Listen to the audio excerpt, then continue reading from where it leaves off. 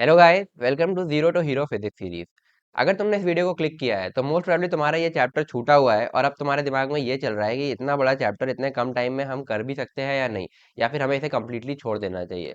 Trust me, जब मैं तुम्हारी जगह पे था मेरी प्रिपरेशन के इस टाइम पर, मेरे भी ऐसे बहुत सारे चैप्टर्स थे जो कि कम्प्लीटली छूटे हुए थे या मैंने जस्ट ऊपर ऊपर से देखे हुए थे। तो उनके लिए मैं भी यही कंफ्यूज था, क्या मुझे इन्हें कम्प्लीटली छोड़ देना चाहिए। बट अगर तुम इन्हें कम्प्लीटली छोड़ते हो, ट्रस्ट मी, एक बहुत बड़ा ब्लंडर होगा ये, क्योंकि कई सारे क्वेश्चन इसमें डायरेक्टली फॉर्मूला बेस्ड आते हैं।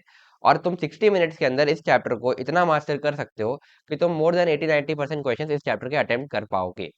तो मेरे टाइम पे ऐसी कोई सीरीज नहीं थी जो ये बता दे कि 60 मिनट्स में हमें क्या क्या चीजें करनी है, ताकि हम उस चैप्टर को छोड़ने के बजाय उसकी सारी इंपॉर्टेंट चीजें कवर कर लें, ताकि हमारे 80-90% क्वेश्चन उसमें से बन जाए। एग्जैक्टली उसी मोटिव से मैंने ये सीरीज तुम्हारे लिए बनाई है। और इसकी पहली वीडियो होने वाली है थर्मोमेट्री, थर्मल एक्सपेंशन, कैलोरीमेट्री के ऊपर, जिसकी बात हम आज करने वाले हैं। तो आगे बढ़ते हैं। अब इसमें कोई भी बात हवा पे नहीं है। तुम्हारे लिए मैंने पूरी एनालिसिस की है पिछले 5-6 साल के पीवाईक्यूज में, बेसिकली 2020 से आगे के पीवाईक्यूज की। और वहां से मैंने तुम्हारे लिए पूरा डेटा निकाला है, जिसको देख के तुम देख सकते हो कि कितना इंपॉर्टेंट है ये चैप्टर। अब ये देखो, तुम्हारी जो थर्मल फिजिक्स है उसका ओवरऑल वेटेज अगर मैं 2020 से 2024 की बात करूँ तो 8.5% के आसपास लगभग लगभग रहा है। और इस साल इसका वेटेज बढ़ा है और लगभग लगभग 10.5%, यानी कि 50 क्वेश्चन और 2.5 क्वेश्चन पर पेपर तुम एक्सपेक्ट कर सकते हो। ठीक है। इसके तुम्हारे चार पार्ट्स हो गए: थर्मल एक्सपेंशन, कैलोरीमेट्री, जो हम आज की वीडियो में कवर करने वाले हैं। सेकंड पार्ट हो गया तुम्हारा केटीजी, जो कि हम नेक्स्ट वीडियो में कवर करेंगे। थर्ड वीडियो आएगी तुम्हारी थर्मोडायनेमिक्स के ऊपर, और फोर्थ होगी हीट ट्रांसफर। और इनके करस्पॉन्डिंग वेटेजेस तुम्हारे यहाँ पे लिखे हैं कि थर्मल फिजिक्स का 15% है तुम्हारा ये, 36% है केटीजी, 44% है थर्मल फिजिक्स, और 5% है, सॉरी, 44% है थर्मोडायनेमिक्स और 5% है हीट ट्रांसफर। तो चलो आगे बढ़ते हैं। अब आज की वीडियो में हम बात करने वाले हैं thermometry, thermal expansion and calorimetry की, जिसमें तुम देख सकते हो कि 15% ऑफ थर्मल फिजिक्स ये तुम्हारा कवर करता है, जिसमें तुम्हारे ये 7 टॉपिक्स होने वाले हैं। और इनको तुम अच्छे से मास्टर कर लेते हो कैसे, मैं तुम्हें 60 मिनट्स में ये सारा कुछ पढ़ाऊंगा और तुम इनके सारे क्वेश्चंस कर पाओगे by the end of this video. तो इसमें सबसे पहले आता है तुम्हारा टेम्परेचर स्केल, जिसमें तुम देख सकते हो ये 2020 से 24, यहाँ से मैंने 25 का डेटा नहीं लिखा है, 20 से 24 का है। तो 25 का डेटा आगे मिलेगा तुम्हें। तो 4 क्वेश्चन आए हैं, ये वेटेज और ऐसे मैंने सबके यहाँ पर लिख दिए हैं, तो तुम इसको एक बार पॉज करके ध्यान से देख सकते हो। ठीक है, चलो। फिर आता है तुम्हारा जेईई मेन 2025 का डेटा, तो इसको मैंने अलग से तुम्हारे लिए मेंशन किया है कि 2025 में तुम देख सकते हो जो 15% था उसका वो 12% हो गया, 3% वेटेज इसका गिरा है। बट ओवरऑल थर्मोडायनेमिक्स का वेटेज बढ़ा है, क्योंकि यहाँ पर चीजें बढ़ गई है। ठीक है, वो हम आगे कवर करते चलेंगे। और देख सकते हो कितने क्वेश्चन आए हैं इस वीडियो के। बेसिकली 3 पार्ट होने वाले हैं: thermometry, thermal expansion, calorimetry. Thermometry में तुम्हारा एक क्वेश्चन आया 2025 में, थर्मल एक्सपेंशन में एक क्वेश्चन आया और कैलोरीमेट्री में 4 आए हैं। ठीक है। तो 60 मिनट्स में तुम मास्टर कर सकते हो, और इनमें से कोई भी क्वेश्चन तुम्हारे पेपर में आएगा तो तुम इजीली अटेंड कर पाओगे। तो चलो बिना कोई टाइम वेस्ट के सीधा मुद्दे पे आते हैं और शुरू करते हैं वीडियो को यार। तो सबसे पहले हम बात करेंगे टेम्परेचर स्केल्स की। Temperature scales, temperature scales basically तुमने देखा होगा, टेम्परेचर मेजर करने के लिए हम डिफरेंट स्केल्स यूज करते हैं, जैसे सेल्सियस स्केल, फ़ारेनहाइट स्केल, या कोई और स्केल हो सकता है, केल्विन स्केल। तो टेम्परेचर स्केल्स होते हैं जिन पर हम टेम्परेचर को मेजर करते हैं। ठीक है।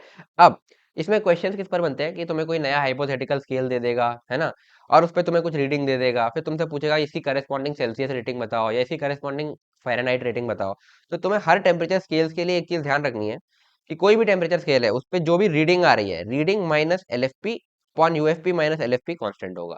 अब ये एलएफपी यूएफपी क्या है? एलएफपी है तुम्हारा लोअर फिक्स्ड पॉइंट और यूएफपी है तुम्हारा अपर फिक्स्ड पॉइंट। अब ये क्या हुआ भैया? तो लोअर फिक्स्ड पॉइंट होता है तुम्हारा, जैसे हम लोअर फिक्स पॉइंट कोई भी तुम ले सकते हो, बट जनरली जो हम मान के चलते हैं वो होता है तुम्हारा आइस पॉइंट या फ्रीजिंग पॉइंट। जैसे वाटर के लिए अगर हम बात करें तो 0 डिग्री पे वो फ्रीज हो जाता है, तो वाटर के लिए लोअर फिक्स पॉइंट हम बोल सकते हैं 0 डिग्री, या फिर 0 डिग्री सेल्सियस तुम सेल्सियस स्केल के लिए बोल सकते हो, क्योंकि हम आइस पॉइंट ऑफ वाटर को लोअर फिक्स पॉइंट मान सकते हैं। तो तुम 0 डिग्री सेल्सियस को बोल सकते हो तुम्हारा एलएफपी। और ऐसे ही यूएफपी तुम्हारा हो जाएगा अपर fix point, boiling point of water, वो कितना होता है 100 डिग्री सेल्सियस। तो तुम्हें बस ये याद रखना है कि लोअर फिक्स पॉइंट तुम्हारा आइस पॉइंट होगा जो कि 0 डिग्री सेल्सियस, और अपर फिक्स पॉइंट तुम्हारा बॉइलिंग पॉइंट हो गया जो कि हो गया तुम्हारा 100 डिग्री सेल्सियस। क्या हमें इसकी फ़ारेनहाइट की वैल्यूज भी याद रखनी है? बिल्कुल नहीं, क्योंकि इतनी वैल्यूज याद नहीं कर पाओगे, स्पेशली अगर तुम इस टाइम पे स्टार्ट कर रहे हो। तो तुम्हारे लिए बेस्ट ये है कि तुम देखो, ये तो सबको याद होती है सेल्सियस पर। ठीक है। अब क्वेश्चन तुम्हें दिया किसी हाइपोथेटिकल स्केल से फ़ारेनहाइट में कन्वर्ट करने का, जो भी हम आगे करने वाले हैं। तो तुम उसमें क्या करोगे? देखो, सेल्सियस का तुम्हें याद है तो तुम यहाँ से सेल्सियस की रीडिंग निकाल सकते हो। ठीक है। सेल्सियस की रीडिंग तुमने निकाल ली, फिर तुम ये चीज यूज कर लो। अब ये क्या है भाई? अब इसको तुम चाहे जैसे याद रख सकते हो, ये सेल्सियस, फ़ारेनहाइट और रिक्टर स्केल के लिए है। ठीक है। जिसमें से तुम्हारे यही दोनों काम आते हैं, सेल्सियस और फ़ारेनहाइट। ठीक है। सेल्सियस में तुम बोलते हो कि तुम बेसिकली इसको ऐसे याद रख सकते हो, फ़ारेनहाइट जो होता है वो 9/5 इंटू सेल्सियस प्लस 32, मैं ऐसे याद रखता हूँ। बाकी तुम ऐसे भी याद रख सकते हो कि C/5 इक्वल टू F-32/9। तुम्हारी मर्जी है जो तुम्हें बेटर पड़े। तो मैं तो ये रिकमेंड तुम्हें करूंगा, क्योंकि देखो सेल्सियस से फ़ारेनहाइट काफ़ी ज़्यादा होता है। तो मैं ऐसे याद रखता था कि सेल्सियस में 9/5 मल्टीप्लाई करो और 32 ऐड करो, तब जाके तुम्हें फ़ारेनहाइट मिलेगा। ठीक है, तो इस तरीके से तुम इसको याद कर सकते हो और समझ सकते हो चीज़ों को। ठीक है, फिर इसमें आता है नेक्स्ट चीज़, थर्मोमेट्री। थर्मोमेट्री क्या है भाई? थर्मोमेट्री बेसिकली टेम्परेचर मेजरमेंट करने के लिए, हम टेम्परेचर को कैसे बेसिकली मेजर कर रहे हैं, अब हम इसकी बात करेंगे। यहाँ हमने बात की कि यूनिट्स, कि टेम्परेचर को किन यूनिट्स में बेसिकली किन स्केल्स पर हम नाप रहे हैं। अब उन पर हम कैसे नाप रहे हैं, तो उसके लिए हम बात करेंगे थर्मोमेट्री की। बेसिक थर्मामीटर तुमने देखा होगा, जो तुम्हारा पुराना वाला एनालॉग वाला थर्मोमीटर आता था, अब तो डिजिटल आने लगे हैं। उसमें क्या होता था कि तुमने जब थर्मोमीटर को तुम कहीं हीट के कांटेक्ट में लाते थे, तो वहां पे उसके टेम्परेचर के करस्पॉन्डिंग तुम्हारा मरकरी एक्सपैंड करता था, और कितना एक्सपैंड करा उससे तुम बता सकते थे कि टेम्परेचर तुम्हारा उस पॉइंट का कितना है। तो इस तरीके से हम उस चीज उसमें वर्क करती थी। तो वहां पर कौन सी प्रॉपर्टी काम कर रही थी कि हीट करने पर मरकरी एक्सपैंड करेगा, और उससे तुम बता पाओगे कि टेम्परेचर कितना है। तो बेसिकली थर्मोमेट्री में हम यही करते हैं कि कोई हम एक प्रॉपर्टी लेते हैं, any thermal property that varies linearly with temperature. तो कोई भी हम ऐसी प्रॉपर्टी लेंगे जो टेम्परेचर के साथ लीनियरली वेरी कर रही है। ठीक है, लीनियरली वेरी करने का मतलब क्या हुआ, कुछ इस तरीके का कि T equal to m x plus c, यानी कि टेम्परेचर और उस प्रॉपर्टी का रिलेशन लीनियर है। M x plus c simple straight line की इक्वेशन होती है, वही है। ठीक है, तो कोई भी ऐसी प्रॉपर्टी जो लीनियरली वेरी कर रही है उसको हम लेते हैं। अब वो प्रॉपर्टी कुछ भी हो सकती है, तुम्हारी रेजिस्टेंस, वॉल्यूम, रेजिस्टिविटी, लेंथ, या कुछ और। ठीक है, यहाँ पर जैसे मरकरी एक्सपैंड कर रहा था तो उसका एक्सपेंशन, तो ऐसे कुछ भी प्रॉपर्टी हो सकती है। अब टेम्परेचर कैसे मेजर करोगे? लेट से कोई एक टेम्परेचर टी पर तुमने टेस्ट करना है तुम्हें, तो उस प्रॉपर्टी की value at temperature T minus उस प्रॉपर्टी की value at 0 degree Celsius upon उस प्रॉपर्टी की वैल्यू 100 डिग्री सेल्सियस माइनस उस प्रॉपर्टी की वैल्यू एट 0 डिग्री सेल्सियस। तो x T minus x zero upon x 100 minus x zero, इसको multiply करोगे 100 degree Celsius से, तुम्हें उस पॉइंट पर सेल्सियस में टेम्परेचर मिल जाएगा। अब फ़ारेनहाइट वगैरह में पूछा है तो सिंपल यही वाला कन्वर्जन अगेन जो हमने अभी देखा। ठीक है, तो ये सिंपल सी चीज़ है कि लीनियर वेरिंग प्रॉपर्टी लेनी है, और उसकी ये value x T minus x zero upon x 100 minus x zero करना है इंटू 100। तो यहाँ से तुम्हारा आंसर आ जाएगा, और ये सारे पॉइंट्स इंपॉर्टेंट है, एक भी ऐसा नहीं है कि इस पे क्वेश्चन नहीं आया। तो इस पे क्वेश्चन आया है पहले, तो अभी हम आगे देखेंगे। ठीक है, चलो। तो ये इसी के साथ तुम्हारा थर्मोमेट्री वाला पार्ट तो खत्म होता है। इसमें बेसिकली यही दो मेन टॉपिक्स है, टेम्परेचर स्केल्स और थर्मोमेट्री। और इसमें तुम्हें ध्यान क्या रखना है, एक तो ये वाली चीज़, और दूसरी चीज़ तुम्हें ध्यान रखनी है ये और ये दोनों चीज़ें। ठीक है, कि लीनियरली वेरी का क्या मतलब होता है, और थर्मोमेट्री में हम टेम्परेचर कैसे मेजर करते हैं। ठीक है, अब इस पे देखो प्रॉब्लम्स कैसे पूछी गई है। तो सबसे पहली टाइप ऑफ प्रॉब्लम जो पिछले 6 साल के अंदर पूछी गई है वो है कि तुम्हें वही लोअर फिक्स पॉइंट, अपर फिक्स पॉइंट और स्केल कन्वर्जन पर, मतलब ये वाला फॉर्मूला कि ये क्या होता है, और उसके बाद फिर तुम्हारा ये स्केल कन्वर्जन, मतलब फ़ारेनहाइट से सेल्सियस वाला। ठीक है, ये दो चीज़ें पूछी गई है। और दूसरा तुम्हारे पास जो एक क्वेश्चन है ये है T equal to m x plus c पर, ये इसी क्वेश्चन पर, मतलब टेम्परेचर लीनियरली वेरी कर रहा है तो उस पर। तो देखते हैं इसमें पहला क्वेश्चन क्या है। पहला क्वेश्चन तुम्हारा वही थर्मोमेट्री पर, मतलब बेसिकली वो स्केल्स पर है, टेम्परेचर स्केल पर। तो इसमें बोल रहा है on a temperature scale x boiling point of water, यानी कि ये क्या है हमारा अपर फिक्स पॉइंट, ये दिया है 65, and freezing point is this, ये लोअर फिक्स पॉइंट है। ठीक है, assume that x scale is linear, मतलब वही लीनियर स्केल, बेसिकली वो वाली चीज तुम्हारी वैलिड है यहाँ पर, यानी कि reading minus L F P, एक सेकंड क्या हो रहा है, reading minus L F P upon U F P minus L F P, ये चीज़ वैरी है। मतलब ये चीज़ तुम्हारी यहाँ पर, मतलब सॉरी, ये चीज़ तुम्हारी यहाँ पे वैलिड है क्योंकि ये लीनियर स्केल है। ठीक है, equivalent temperature corresponding to -95 degree x, यानी कि ये बोल रहा है कि अपर फिक्स पॉइंट दे दिया, लोअर फिक्स पॉइंट दे दिया, और ये कह रहा है अगर उस स्केल पर अगर -95 डिग्री दिखा रहा है तो उसका करेस्पॉन्डिंग फ़ारेनहाइट स्केल पर क्या होगा। ठीक है, अब मैंने तुम्हें यही बोला था कि फ़ारेनहाइट पे तुम्हें निकालना है, तो फ़ारेनहाइट का तुम्हें लोअर फिक्स पॉइंट और अपर फिक्स पॉइंट पता होना चाहिए। बट मैंने तुमसे कहा था याद करने की जरूरत नहीं है, क्यों? क्योंकि हम एक काम करते हैं, हम सेल्सियस में निकालते हैं फिर उसको फ़ारेनहाइट में कन्वर्ट कर लेंगे, वो ज़्यादा ईजी है। तो सेल्सियस का अपने को पता होता है कि 5.0 और स्टीम पॉइंट 100, तो वही हम करने वाले हैं। तो देखते हैं reading minus L F P, reading किसमें कितनी दे रही है 65, 65 माइनस लोअर फिक्स पॉइंट कितना है तुम्हारा, ये -15 है ना, अपॉन अपर फिक्स पॉइंट तुम्हारा कितना दिया है यहाँ पे, सॉरी 65 तो अपर फिक्स पॉइंट था, यहाँ लिख दिया मैंने, रीडिंग -95 है ना, नीचे लिखा है ये देखो ये, और अपर फिक्स पॉइंट तुम्हारा 65 हो जाएगा, 65 minus -15, upper fix point minus lower fix point is equal to constant for every scale बोला है। तो अब ये सेम चीज अगर मैं सेल्सियस में करता हूँ तो सेम आनी चाहिए, है ना। सेल्सियस में कितना होगा, सेल्सियस में रीडिंग अपने को निकाल लेते हैं, तो उसको मैं बोलता हूँ सी, ठीक है, सेल्सियस में जो रीडिंग आएगी, minus lower fix point Celsius में कितना होगा, यानी कि आइस पॉइंट 0, अपॉन अपर फिक्स पॉइंट यानी कि स्टीम पॉइंट 100, और लोअर फिक्स पॉइंट अगेन 0।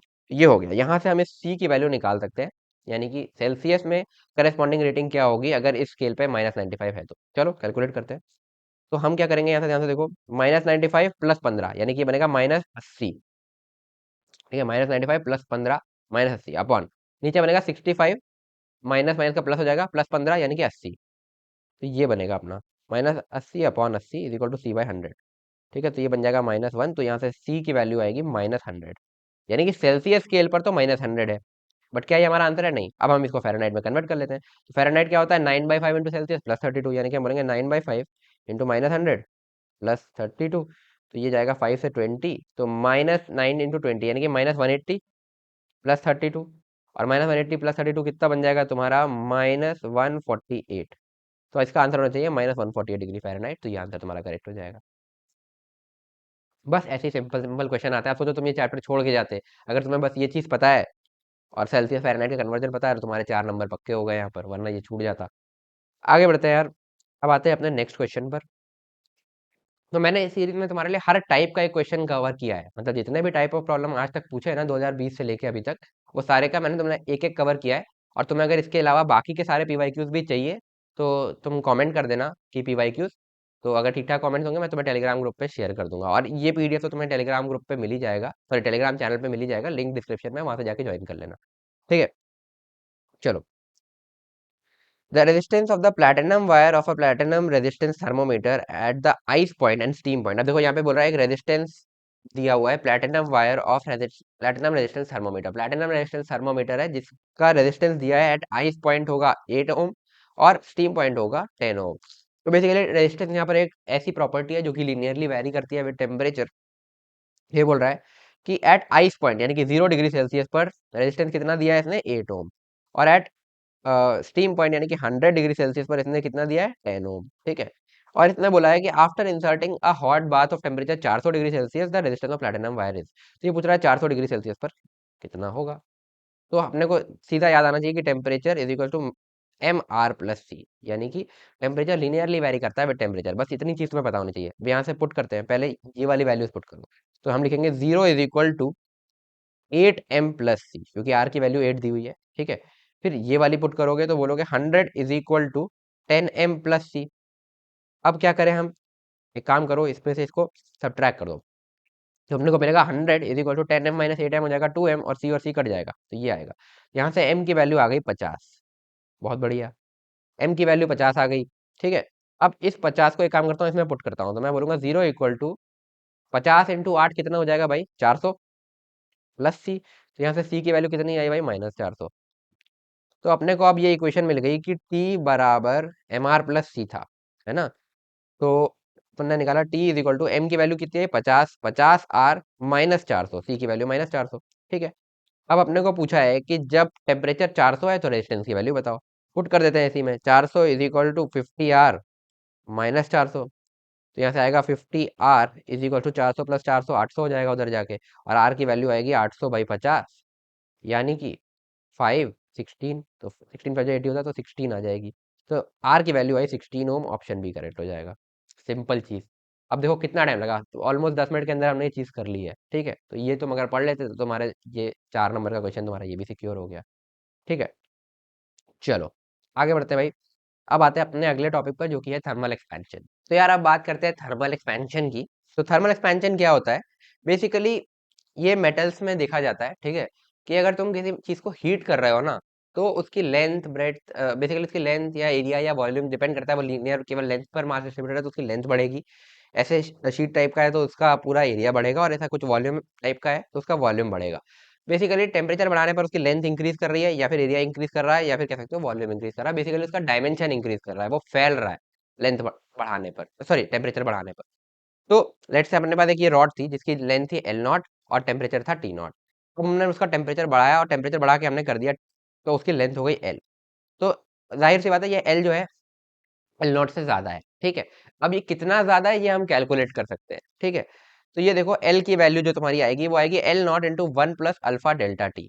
हाँ, तो बेसिकली जब हमने डेल्टा टी टेम्परेचर बढ़ाया यहाँ से, है ना, डेल्टा टी क्या है, टी माइनस टी नॉट, मतलब जो final temperature minus initial temperature, जब हमने डेल्टा टी टेम्परेचर बढ़ाया तो लेंथ कितनी बढ़ गई, L naught into one plus alpha delta T.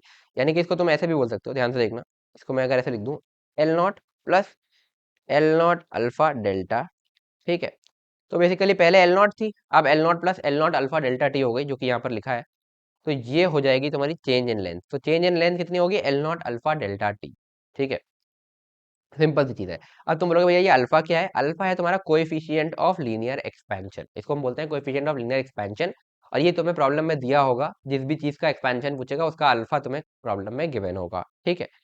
चलो, अब यहां से देखो, अगर सेम अमाउंट से टेम्परेचर बढ़ा रहा है, लेट से ये पहले 10 डिग्री पर थी और मैंने 20 डिग्री कर दिया, ठीक है। तो क्या हर चीज का, क्या कहते हैं, टेम्परेचर हर चीज सेम अमाउंट से एक्सपैंड करेगी, नहीं। डिपेंड करता है, जिसका अल्फा ज्यादा होगा उसका एक्सपेंशन ज्यादा होगा, डेल्टा टी सेम कर दो, क्योंकि हमने डेल्टा एल क्या निकाला, L naught alpha delta T. मैंने बोला एक कॉपर की रॉड है, एक ब्रास की रॉड है, दोनों की इनिशियल लेंथ एल नॉट है ना, ठीक है। और दोनों को मैंने 10 डिग्री से बढ़ाया है। तो क्या दोनों सेम अमाउंट से एक्सपैंड करेंगे, जरूरी नहीं है। अगर दोनों का अल्फा सेम होगा तब तो सेम अमाउंट से एक्सपैंड करेंगे। लेट से कॉपर का ज्यादा है, तो ये वाले अल्फा कॉपर ज्यादा होने की वजह से एक्सपेंशन किसका ज्यादा होगा, कॉपर का। तो जिसका अल्फा ज्यादा होगा उसका एक्सपेंशन ज्यादा होगा, ठीक है। और कितना एक्सपेंशन होगा वो हमने लिख दिया, डेल्टा एल होगा तुम्हारा L naught alpha delta T. और तुम बस ये चीज याद रख सकते हो कि फाइनल लेंथ कितनी होगी, L not one plus alpha delta T, या ये याद रख लो, ठीक है, वही चीज लिखी है। चलो भाई, अब बात करते हैं कि लेट से अगर ये लेंथ की जगह इस तरीके की कोई शीट होती जिसका एरिया ए है, तो क्या होता। तो ये फिर एक्सपैंड करती है और बराबर से एक्सपैंड करती है, मतलब ऐसा समझ लो कि इसको उठा करके मैंने जूम कर दिया। ऐसा नहीं हो सकता कि अगर जैसे मान लो लेंथ तुम्हारी 10 थी और ब्रेड तुम्हारी 5 थी, तो लेंथ अगर 20 हो गई तो ब्रेड भी डबल होगी, यानी कि 10 हो जाएगी। ऐसा नहीं हो सकता कि ब्रेड 20 हो जाए और ये 10 की जगह केवल 8 ही रह जाए, ये नहीं हो सकता, ठीक है। तो सेम अमाउंट से एक्सपैंड करेगी, जितना लेंथ एक्सपैंड किया उतना ही ब्रेड एक्सपैंड किया। बेसिकली जूम करने ऐसा समझ लो, ठीक है। तो ये है। तो लेट से पहले एरिया ए था और temperature T not, sorry A not था और टेम्परेचर टी नॉट था, यहाँ पे ए नॉट लिखना चाहिए था मेरे को, एक सेकंड। फिर मैंने इसका टेम्परेचर बढ़ाया, एरिया ए हो गया, टेम्परेचर टी हो गया, सिमिलर जैसे हमने यहाँ पे किया था। तो हम बोलेंगे A equal to A nought one plus beta delta T. तो चेंज इन एरिया क्या है, A nought beta delta T. अब यहाँ अल्फा की जगह बीटा आ गया बस। बीटा क्या है भाई, कोएफिशिएंट ऑफ एरिया एक्सपेंशन, ठीक है, एरियल एक्सपेंशन बोल सकते हो। तो एरिया में कितना एक्सपेंशन हुआ तो उसका कोएफिशिएंट होता है beta, coefficient of areal expansion. ये अल्फा की तरह सेम नहीं होता, डिफरेंट होता है। तो प्रॉब्लम में अगर तुम्हें ये पूछा होगा, या तो अल्फा गिवन होगा या तो बीटा गिवन होगा, लेट से इसमें तो अल्फा ही देगा, ठीक है। अगर एरिया वाली प्रॉब्लम है तो अल्फा भी दे सकता है, बीटा भी दे सकता है। तो तुम बोलोगे भैया कि अल्फा दिया है तो हम यहाँ से बीटा कैसे लाएं, वो देखो अभी मैं तुम्हें इस पे आ रहा हूँ, नीचे लिखा हुआ है वैसे, ठीक है। सिमिलरली जब ये इस तरीके की कोई वॉल्यूम वाली चीज है, ये सिलेंडर है जिसका इनिशियल वॉल्यूम था वी नॉट, टेम्परेचर था टी नॉट, टेम्परेचर बढ़ाया हमने, टेम्परेचर टी कर दिया तो वॉल्यूम वी हो गया। वी की वैल्यू क्या होगी, v naught one plus gamma delta T. तो यहाँ पर बस अल्फा बीटा की यहाँ पर गामा हो गया। गामा क्या है भाई, कोएफिशिएंट ऑफ वॉल्यूम एक्सपेंशन, ठीक है। तो अब इन तीनों प्रॉब्लम में अगर केवल अल्फा दिया है ना तो तुम सॉल्व कर सकते हो, ठीक है। और बाकी तुम्हारे लिए आसान करने के लिए इस वाले में बीटा और इस वाले में गामा भी दे सकता है, या फिर इसमें अल्फा बीटा में से कुछ भी दे सकता है। तो अपने को इन तीनों को रिलेट कैसे करें, अल्फा बीटा गामा का, तो उसका एक रिलेशन होता है सिंपल सा ये, कि alpha is to beta is to gamma is equal to one is to two is to three. इसका मतलब बीटा की वैल्यू होगी 2 अल्फा और गामा की वैल्यू होगी 3 अल्फा, ठीक है। तो यहाँ से तुम बीटा गामा का रिलेशन भी निकाल सकते हो, जिसकी जरूरत तुम्हें पड़ने वाली नहीं है, ठीक है। तो अगर अल्फा गिवन है तो बीटा हो जाएगा 2 अल्फा और गामा हो जाएगा 3 अल्फा। ये कहाँ से आया भाई, इसका प्रूफ मैं तुम्हें अभी नहीं बता रहा, तुम्हारे काम का नहीं है, क्योंकि तुम्हें बस ये रिजल्ट यूज करना है, ठीक है, बस याद कर लो इसको। क्योंकि अभी हमें 60 मिनट्स में चैप्टर खत्म करना है, तो हम इसके प्रूफ पर नहीं जाएंगे, ठीक है, बस ये याद रखो। तो थर्मल एक्सपेंशन वाला टॉपिक में तुम्हें एक चीज तो ये याद रखनी है कि चेंज इन लेंथ कितना है, l naught alpha delta T, और उसकी वजह से फाइनल लेंथ आई l naught into one plus alpha delta t. Similar goes for area then for volume, ठीक है। और उसके बाद दूसरी चीज जो तुम्हें ध्यान रखनी है वही है, alpha is to beta is to gamma equal to one is to two is to three, यानी कि beta equal to 2 alpha and gamma equal to 3 alpha. ये दो चीजें याद रखोगे, तुम सारे क्वेश्चन थर्मल एक्सपेंशन के कर सकते हो, ठीक है। चलो, अब एक चीज और देख लो, यहाँ पर छोटा सा पॉइंट है कि लेट से ये हमारे पास एक प्लेट थी जिसकी लेंथ थी एल नॉट, ब्रेड थी बी नॉट, और इसमें मैंने एक छोटा सा होल कर रखा था आर नॉट रेडियस का। तो अब मैं इसका टेम्परेचर अगर बढ़ाऊंगा, टेम्परेचर को बढ़ाऊंगा, तो इसकी लेंथ हो गई एल, ब्रेड्थ हो गई बी, और ये हो गया आर।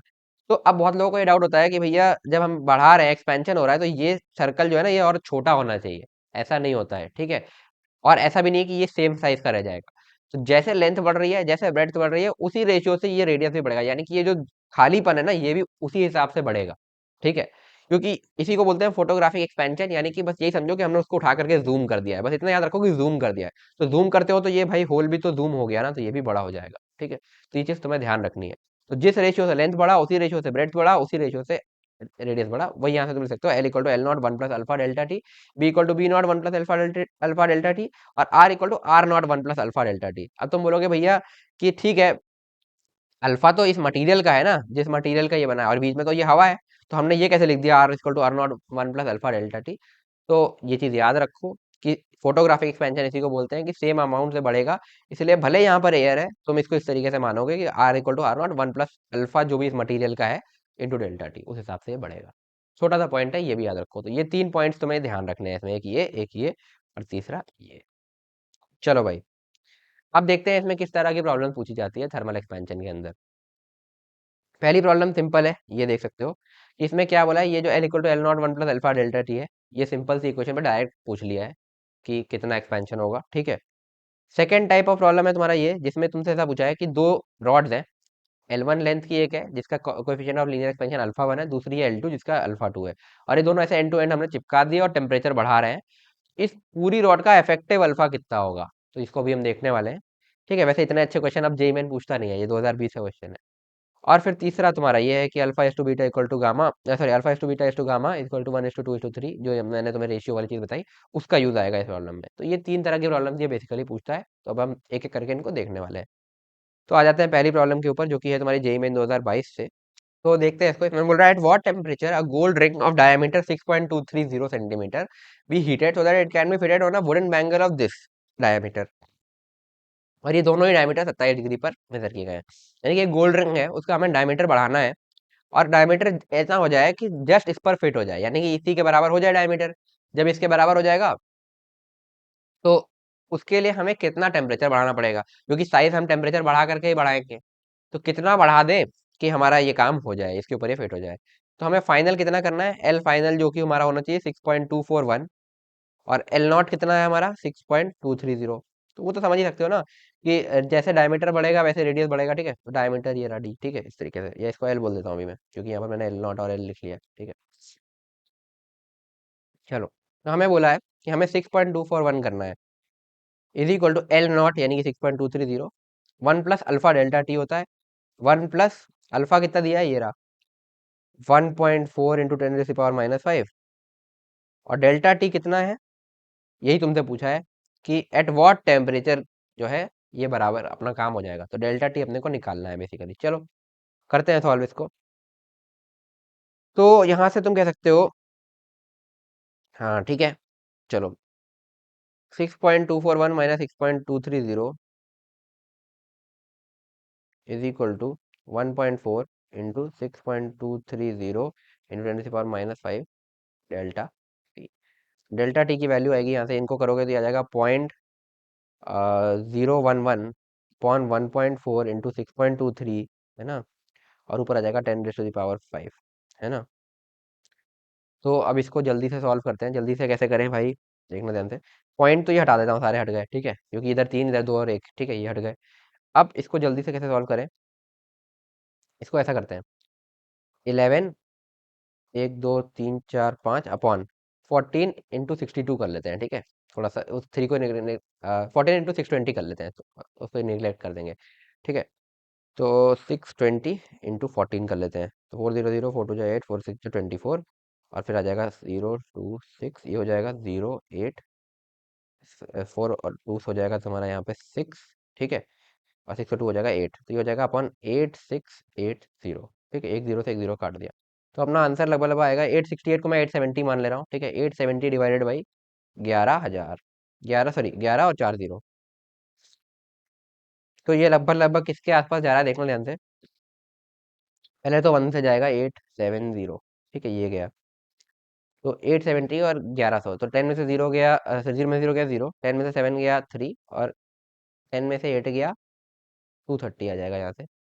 फिर यहाँ से ये वाला जीरो उतारेंगे अपन, ठीक है, ये आ जाएगा, तो 8 ये जाएगा लगभग लगभग 8 से 24 होता है तो उतना तक तो जाएगा नहीं, 2 से ही जाएगा, ध्यान से देखना है, ऊपर कर देता हूँ, ठीक है। तो 2 से जाएगा, तो ये जाएगा 70, 2 0 0, 7 2 जा 14 का 4 यहाँ 1, और 8 16 117, ठीक है, 1740। 10 में से जीरो में से जीरो गया जीरो, 10 में से 4 गया 6, 12 में से 7 गया, 8 9 10 11 12 5, 560, और एक जीरो यहाँ पर और आएगा, ठीक है। 8 7 या 56 होता है, तो ये 126 या 125 कुछ जाएगा, तो नियरली 126 पॉइंट समथिंग या 125, मतलब 125 126 127 ऐसा कुछ आंसर आना चाहिए। तो इसमें अपने से नियरेस्ट आंसर अपने को दिख रहा है 125.7, तो ये हमारा आंसर हो जाएगा। तो ये ट्रिक्स तुम क्वेश्चन करते वक्त एग्जाम में भी यूज कर सकते हो, कि इस तरीके से चीज़ों को निग्लेक्ट कर सकते हो, जैसे मैंने तुम्हारे लिए यहाँ पे किया कि 623 को मैंने पहले 620 मान लिया था, और फिर इधर 868 को 870 मान लिया था, तो हमारा थोड़ा कैलकुलेशन आसान हो गया, ठीक है, और नियर अबाउट। बट हाँ, अगर ये ऑप्शन इस तरीके से दिए होते 125.7, 126.8, 125.4 इस तरीके के दिए होते ना, तो तुम नहीं कर सकते थे इतना नेग्लेक्ट। ये तो ऑप्शन देख के तुम्हें समझना पड़ेगा कि इतने दूर दूर के ऑप्शन है, तो इसलिए अपन कर सकते हैं, ठीक है। चलो, नेक्स्ट क्वेश्चन। इसमें बोल रहा है each side of a box made of metal sheet in cubic shape is a, मतलब एक क्यूबिक शेप का बॉक्स है, इसका साइड लेंथ है ए, ठीक है। अब ये बोल रहा है कि टेम्परेचर है टी, और कोएफिशिएंट ऑफ लीनियर एक्सपेंशन है अल्फा, तीन चीजें गिवन है। The metal sheet is heated uniformly by a small temperature delta T. तो अब इसका चेंज हमने टेम्परेचर किया कितने से, डेल्टा टी से। तो अब क्या होगा, जो है, अब इसका नया टेम्परेचर, ठीक है, टी प्लस डेल्टा टी हो गया, तो इंक्रीज इन वॉल्यूम बताना है, डेल्टा वी बताना है। तो वी हमने पढ़ा था V naught into 1 plus gamma delta T. तो वी डेल्टा वी कितना आता था भाई, V naught gamma delta T, क्योंकि ये V naught plus V naught gamma delta T हो जाएगा, ठीक है। अब तुम बोलोगे भैया वही कि अपने पास तो अल्फा गिवन है, गामा तो है नहीं, बट अपने को एक चीज पता है कि गामा इक्वल टू क्या होता है, 3 अल्फा। तो अल्फा कहाँ गया भाई, अल्फा तो ठीक है, अल्फा तो गिवन है, ठीक है। तो गामा इक्वल टू 3 अल्फा हो जाएगा सिंपली, है ना। तो यहाँ से डेल्टा वी की वैल्यू क्या आएगी, V naught into 3 alpha delta T. अब अपने को वी नॉट भी गिवन नहीं है, बट अपने को क्या पता है कि इनिशियली साइड लेंथ क्या था, ए। तो ए साइड के क्यूब का वॉल्यूम कितना होता है भाई, ए क्यूब हो जाता है ना। तो V nought equal to, sorry, यहाँ से अपन लिख सकते हैं कि V nought equal to a cube हो जाएगा, तो बस यहाँ पे रख दो, a cube into 3 alpha delta T. तो यहाँ से हम बोल सकते हैं equal to 3 a cube alpha delta T, ये अपना डेल्टा वी की वैल्यू आ जाएगी। कौन सा ऑप्शन है भाई, ऑप्शन ए, तो मैच कर जाएगा, बिल्कुल सही, ठीक है, सिंपल चीज। तो यहाँ पर बस ये वाली चीज का यूज हुआ है कि alpha is to beta is to gamma का रेशियो जो होता है अपना, ठीक है। चलो भाई, अब ये तीसरा क्वेश्चन। इस तरीके का क्वेश्चन बहुत अनलाइकली आएगा, क्योंकि 2020 में आया था, थोड़ा ठीक ठाक क्वेश्चन है, बट चलो देख लेते हैं। कि अपने पास दो डिफरेंट वायर्स हैं जिनकी लेंथ है L1 और L2, और उसको हमने एंड टू एंड ज्वाइन किया है, मतलब बेसिकली हमारे पास ये दो वायर्स हैं, थोड़ा ऐसे ही बना रहा हूँ। इसकी लेंथ है L1 और इसकी लेंथ है L2, दोनों को मैंने एंड टू एंड ज्वाइन किया है। इसका कोएफिशिएंट ऑफ थर्मल एक्सपेंशन है अल्फा 1 और इसका है अल्फा 2। अब ये बोल रहा है effective coefficient of thermal expansion बताओ। तो इफेक्टिव मतलब हमें इसको एज अ वन रॉड बताना है, तो अल्फा इफेक्टिव कितना आएगा, ठीक है। तो लेट से एज अ वन रॉड इसका टोटल लेंथ इनिशियली था L0, ठीक है। अब ये एक्सपैंड करेगा, लेट से ये कुछ अमाउंट एक्सपैंड कर गया, ये कुछ अमाउंट एक्सपैंड कर गया, और उसके बाद फाइनल लेंथ जो हुई वो हो गई L, ठीक है। चलो, ठीक है, तो हम बोलेंगे कि जो हमारा L होगा वो होगा L0 into 1 plus alpha delta T. या मैं ऐसा बोल सकता हूँ कि डेल्टा L निकाल लेता हूँ सीधे, है ना। ये L0 से L हुआ, तो डेल्टा L कितना होगा भाई, L0 अल्फा डेल्टा टी, ये हो जाएगा, ठीक है। चलो भाई, अब ये अल्फा कितना है ये अपने को निकालना है, ठीक है। अब लेट से इस लेंथ को मैं बोल रहा हूँ डेल्टा L1 और इस लेंथ को मैं बोल रहा हूँ डेल्टा L2। तो अगर मैं डेल्टा L1 और डेल्टा L2 को ऐड करूँ, तो वही तो ओवरऑल चेंज है इसकी टोटल लेंथ का। तो मैं एक चीज बोल सकता हूँ यहाँ से कि जो मेरा डेल्टा L है वो बराबर होगा delta L1 plus delta L2। ये बात समझ में आ जानी चाहिए मेरे ख्याल से, क्योंकि ये है चेंज L1 में, ये है चेंज L2 में, और दोनों को ऐड कर दूं तो ओवरऑल चेंज है ये पूरी, एज वन रॉड अगर मैं मानता हूं तो, ठीक है, सिंपल। डेल्टा L1 क्या होगा भाई, डेल्टा L1 होगा L1 alpha 1 delta T. L1 initial length थी, अल्फा 1 ये था, और delta T temperature, plus delta L2 क्या होगा, L2 alpha 2 delta T. Equation बन गई। यहाँ से अब देखो डेल्टा टी तीनों में कट जाएगा, तो हमारी अल्फा की वैल्यू यहाँ से लिख सकते हो L1 alpha 1 plus L2 alpha 2, और इधर एक L0 मल्टीप्लाई हो रहा था जो इधर डिनोमिनेटर में चला जाएगा अपॉन L0। और L0 क्या है, सिंपली इन दोनों का सम है। ये L0 क्या था, देखो ध्यान से, initial length L1 plus L2 है, तो L0 की जगह मैं यहाँ पे लिख दूंगा L1 प्लस L2। ये तुम्हारा आंसर हो जाएगा, ऑप्शन डी तुम्हारा मैच कर जाएगा, सिंपल सी चीज़ है, ठीक है।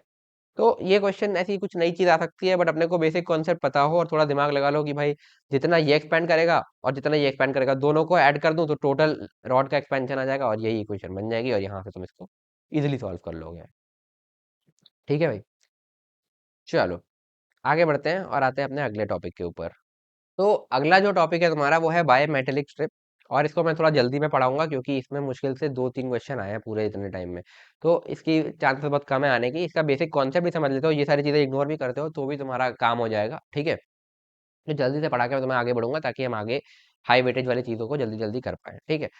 तो ये है बाय मेटेलिक स्ट्रिप। इसमें क्या है भाई कि इस तरीके की दो हमारे पास अलग अलग मटेरियल की रॉड्स हैं। जो एक है ये ग्रीन वाली, एक है तुम्हारी ब्लू वाली। और इनको हमने एक के ऊपर एक ऐसे चिपका दिया है, सैंडविच कर दिया है, ठीक है।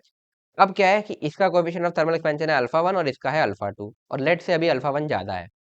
अब मैं क्या करूंगा, जब इसको हीट करूंगा ना, तो हीट करने पर अल्फा 1 वाली जो रॉड है ये थोड़ा ज्यादा एक्सपैंड होना चाहेगी, और ये वाली थोड़े कम एक्सपैंड होना चाहेगी, बट दोनों सैंडविच है। तो तुम खुद ही इमेजिन करो होगा क्या, कि इस तरीके से बेंडिंग चालू हो जाएगी इसमें, क्योंकि ये थोड़ा ज्यादा एक्सपैंड करेगी और ये थोड़ा कम एक्सपैंड करेगी।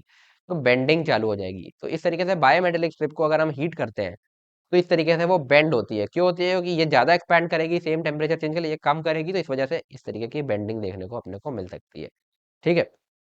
अब ये थोड़ा सा इसमें मैथमेटिक्स की हुई है, इसकी तुम नहीं भी देखते हो इसको तो कोई जरूरत नहीं, तुम टोटली इग्नोर कर सकते हो, ठीक है। ग्रीन रॉड जो है उसकी लेंथ कितनी हो जाएगी भाई? अब लेट से इस तरीके से बेंड हुआ, तो हमने माना कि ये लेट से इसका रेडियस आर है, बेंडिंग के बाद जो ये सेमी सर्कल बना है, और ये एंगल फाइव मान लिया। तो ग्रीन रॉड की लेंथ कितनी होगी? इसका रेडियस हो जाएगा आर, तो ये यहाँ से यहाँ तक का माना है आर, ठीक है। मतलब ये जो दोनों का सेंटर है, और ये प्लस डी बाई टू, इतना ऐड किया है। डी बाई टू क्या है? डी क्या है? इसकी थिकनेस है, ये डायमीटर ऑफ दिस रॉड, और इसका भी डी है, ठीक है। तो R plus D by two into 5, ये इसकी लेंथ हो जाएगी, और इसकी लेंथ हो जाएगी R minus D by two into 5, ठीक है। फिर इनका रेशियो वेशियो लिखा है, इसको इग्नोर कर दो, कोई जरूरत नहीं है, ठीक है। आगे आओ। प्रॉब्लम कैसे पूछते हैं? एक तो ये बेंडिंग वाला सिंपल, कि बेंडिंग में कुछ क्वेश्चन आते हैं, और एक आएगा नॉन बेंडिंग। अब हम इसको देखने वाले हैं इनमें है क्या क्या, ठीक है। पहले बेंडिंग वाला प्रॉब्लम देखते हैं। ये आया था जेईई मेन 2021 में। इसमें कह रहा है भाई कि a bimetallic strip consist of metals A and B. तो ये एक मेटल ए है, मेटल बी है, दोनों का अलग अलग अल्फा होगा, ठीक है। The metal A has higher coefficient of thermal thermal expansion, यानी कि हमें बोला है अल्फा ए जो है वो ग्रेटर देन अल्फा बी है, ठीक है। अब जब इस बायोमेटेलिक स्ट्रिप को हमने एक कोल्ड बाथ में डाला है तो क्या होगा? ध्यान रखना यहाँ पे कोल्ड बाथ लिखा है, ठीक है। पहले तो ये समझो हॉट बाथ में डालता है तो क्या होता, मतलब टेम्परेचर बढ़ाते। अगर टेम्परेचर बढ़ाते तो ये ज्यादा एक्सपेंड करना चाहता है, ये कम, तो ये कुछ इस तरीके से बेंड कर जाता, ऐसा, है ना। बाहर की तरफ होता तुम्हारा ज्यादा एक्सपेंशन वाला। बट अब इसने कहा कोल्ड बाथ। कोल्ड बाथ का मतलब क्या हुआ कि कोल्ड में डालने पे क्या होगा, एक्सपैंड की बजाय क्या करेगा? श्रिंक करेगा। क्या करेगा? श्रिंक करेगा, है ना। अब तुम बोलोगे भैया श्रिंक कौन सा ज्यादा करेगा? तो देखो, जो ज्यादा एक्सपैंड कर रहा था वही ज्यादा श्रिंक करेगा। ऐसा क्यों? देखना ध्यान से। डेल्टा एल हम क्या लिखते थे, है ना। डेल्टा एल हम लिखते थे एल नॉट अल्फा डेल्टा, ठीक है। अब ये डेल्टा टी बस नेगेटिव हो गया, है ना, ठीक है। बस इतना फर्क आ गया, क्योंकि टेम्परेचर अब हम कम कर रहे हैं, ठीक है। बट न्यूमेरिकली अगर तुम देखोगे तो जिसका अल्फा ज्यादा है उसका डेल्टा एल तब भी ज्यादा होगा ना, है ना। लेट से ये -2 है ना। और इसका अल्फा एक के लिए 2 है, एक के लिए 3 है, ठीक है। तो जिसके लिए 2 है उसके लिए, और इसको 1 मान लो, ठीक है। तो जिसके लिए 2 है उसके लिए तुम लिखोगे 2 × -2 यानी कि -4। और जिसके लिए 3 है उसके लिए लिखोगे 3 × -2 यानी कि -6। तो जो है जिसका अल्फा ज्यादा है उसके लिए डेल्टा एल भी न्यूमेरिकली ज्यादा आ रहा है ना। यानी कि माइनस का मतलब है कि श्रिंक कर रहा है, तो यानी कि ज्यादा श्रिंक कर रहा है किसके लिए? जिसका अल्फा ज्यादा है। तो जिसका अल्फा ज्यादा है वो एक्सपैंड तो ज्यादा करता ही है, वो श्रिंक भी ज्यादा करेगा। तो कोल्ड बाथ में डालने से क्या होगा, ये जल्दी श्रिंक कर जाएगा और ये थोड़ा कम श्रिंक करेगा। तो ये कुछ इस तरीके से बेंडिंग दिखाएगा, ये ज्यादा श्रिंक हो गया, ये कम श्रिंक हुआ। तो हॉट बाथ में तो ये राइट बेंड होता, बट कोल्ड बाथ में उल्टा हो जाएगा, क्योंकि ये श्रिंक ज्यादा हो गया है और ये बड़ा है। तो बड़ा वाला बाहर होगा और छोटा वाला अंदर होगा, तो इस तरीके की बेंडिंग होगी, तो हम बोलेंगे बेंड टुवर्ड्स द लेफ्ट। तो ये चीज ध्यान रखनी है, ये लोगों को पहली बात पता नहीं था, है ना, कि ऐसा भी होता है। और नेगेटिव थर्मल एक्सपेंशन कोएफिशिएंट, इसको हम बेसिकली, सॉरी, ठंडे में डालने से घटता है, ये चीज तुम्हें ध्यान रखनी है। अच्छा, एक चीज और कर सकता है अभी ये, नेगेटिव थर्मल एक्सपेंशन कोएफिशिएंट, ठीक है। तो अगर नेगेटिव हो गया तब क्या करोगे, है ना। तो भी वही बात हो जाती है कि नेगेटिव थर्मल एक्सपेंशन का मतलब होता है श्रिंकेज, ठीक है। खैर इतना जेई मेन को तो नहीं करना चाहिए, एडवांस कर सकता है, तो उसकी हम बात आगे करेंगे। अभी तुम बस इतना याद रखो कि जिसका अल्फा ज्यादा है वो ज्यादा एक्सपैंड करता है, तो वो ज्यादा श्रिंक भी करता है, ठीक है। चलो आगे बढ़ते हैं। ये आ गया तुम्हारा एक और क्वेश्चन, जिसमें नॉन बेंडिंग वाले की अब हम बात करेंगे। इसमें बोल रहा है एक यूनिट स्केल बनाना है। A unit scale is to be prepared whose length does not change with temperature. तो स्केल की लेंथ टेम्परेचर के साथ चेंज नहीं करनी चाहिए, और वो हमेशा कितनी रहनी चाहिए? 20 सेंटीमीटर। ये डेटा तुम्हारे लिए गोल्ड माइन डेटा है, इससे इसने प्रॉब्लम में कुछ छोड़ा ही नहीं, बहुत आसान कर दिया। अब बोल रहा है using a bimetallic strip made of brass and iron. तो हमें बायोमेट्रिक स्ट्रिप दी है ब्रास और आयरन की, of different length. The length of both component would change in such a way that difference between their length remains constant. तो ये सवाल तुम्हें समझना है कि इस तरीके से अपने पास एक बायोमेटेलिक स्ट्रिप है जो कि डिफरेंट लेंथ्स की है, ठीक है। ये ऊपर लगा दिया मैंने ब्रास, है ना, और नीचे लगा दिया मैंने आयरन, ठीक है। तो इसकी कुछ लेंथ रही होगी, है ना, और इसकी कुछ लेंथ रही होगी। अब टेम्परेचर बढ़ाने पर क्या करेगा कि ये दोनों एक्सपैंड करेगा। मैं मान रहा हूँ कि इस जगह पे फिक्स कर दिया मैंने, तो एक्सपैंड दोनों इस तरफ ही करेंगे, ठीक है। तो टेम्परेचर बढ़ाने पर दोनों एक्सपैंड करेंगे, but in such a way they expand करेंगे कि जो है difference between their length remain constant, यानी कि ये डिफरेंस हमेशा कांस्टेंट रहे। समझे बात को? लेट से अगर ये, और इसमें एक चीज गिवन है कि लेंथ इनिशियल ब्रास की थी 40, ठीक है।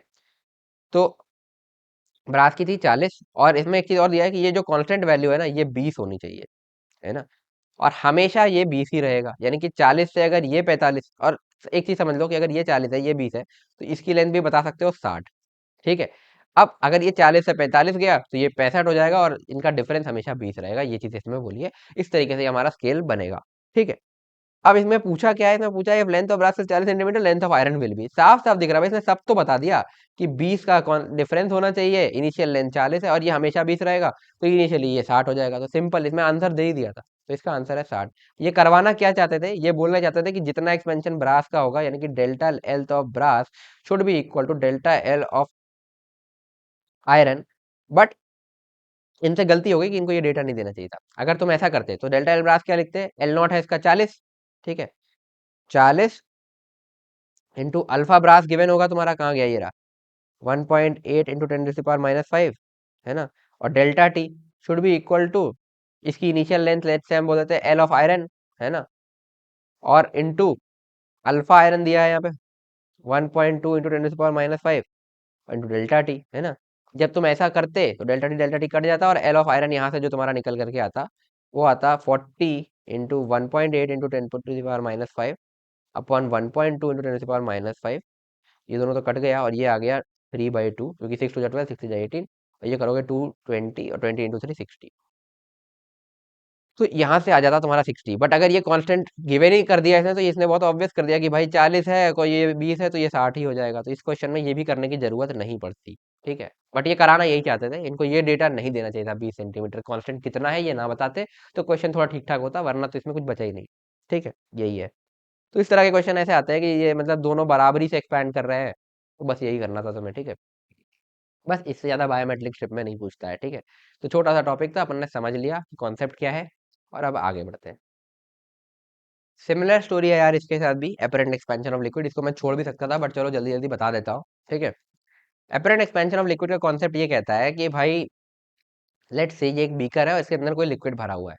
अब मैं इसका टेम्परेचर बढ़ाऊंगा तो दो चीजें होंगी। पहली बात, ये लिक्विड भी एक्सपैंड करेगा, और ये कंटेनर भी एक्सपैंड करेगा। तो अब जब तुम इसका वाटर लेवल देखोगे ना, तो हो सकता है ये ऊपर जाए, हो सकता है नीचे जाए, या हो सकता है यहीं पर रहे, कुछ भी हो सकता है। क्यों? क्योंकि ये भी एक्सपैंड किया, ये भी एक्सपैंड किया। अगर लिक्विड ज्यादा एक्सपैंड किया तो वाटर लेवल ऊपर जाएगा, कंटेनर ज्यादा एक्सपैंड किया तो नीचे जाएगा, और दोनों सेम रहे तो ये एक्जैक्टली इसी लेवल पर रहेगा। बस यही इसका कॉन्सेप्ट है, ठीक है। तो हम बोलेंगे कि डेल्टा वी एपरेंट, यहाँ पे देखो सीधे, मतलब एपरेंट हमें कितना चेंज दिख रहा है, वो होगा कि चेंज ऑफ लिक्विड में से माइनस कर दो चेंज ऑफ कंटेनर।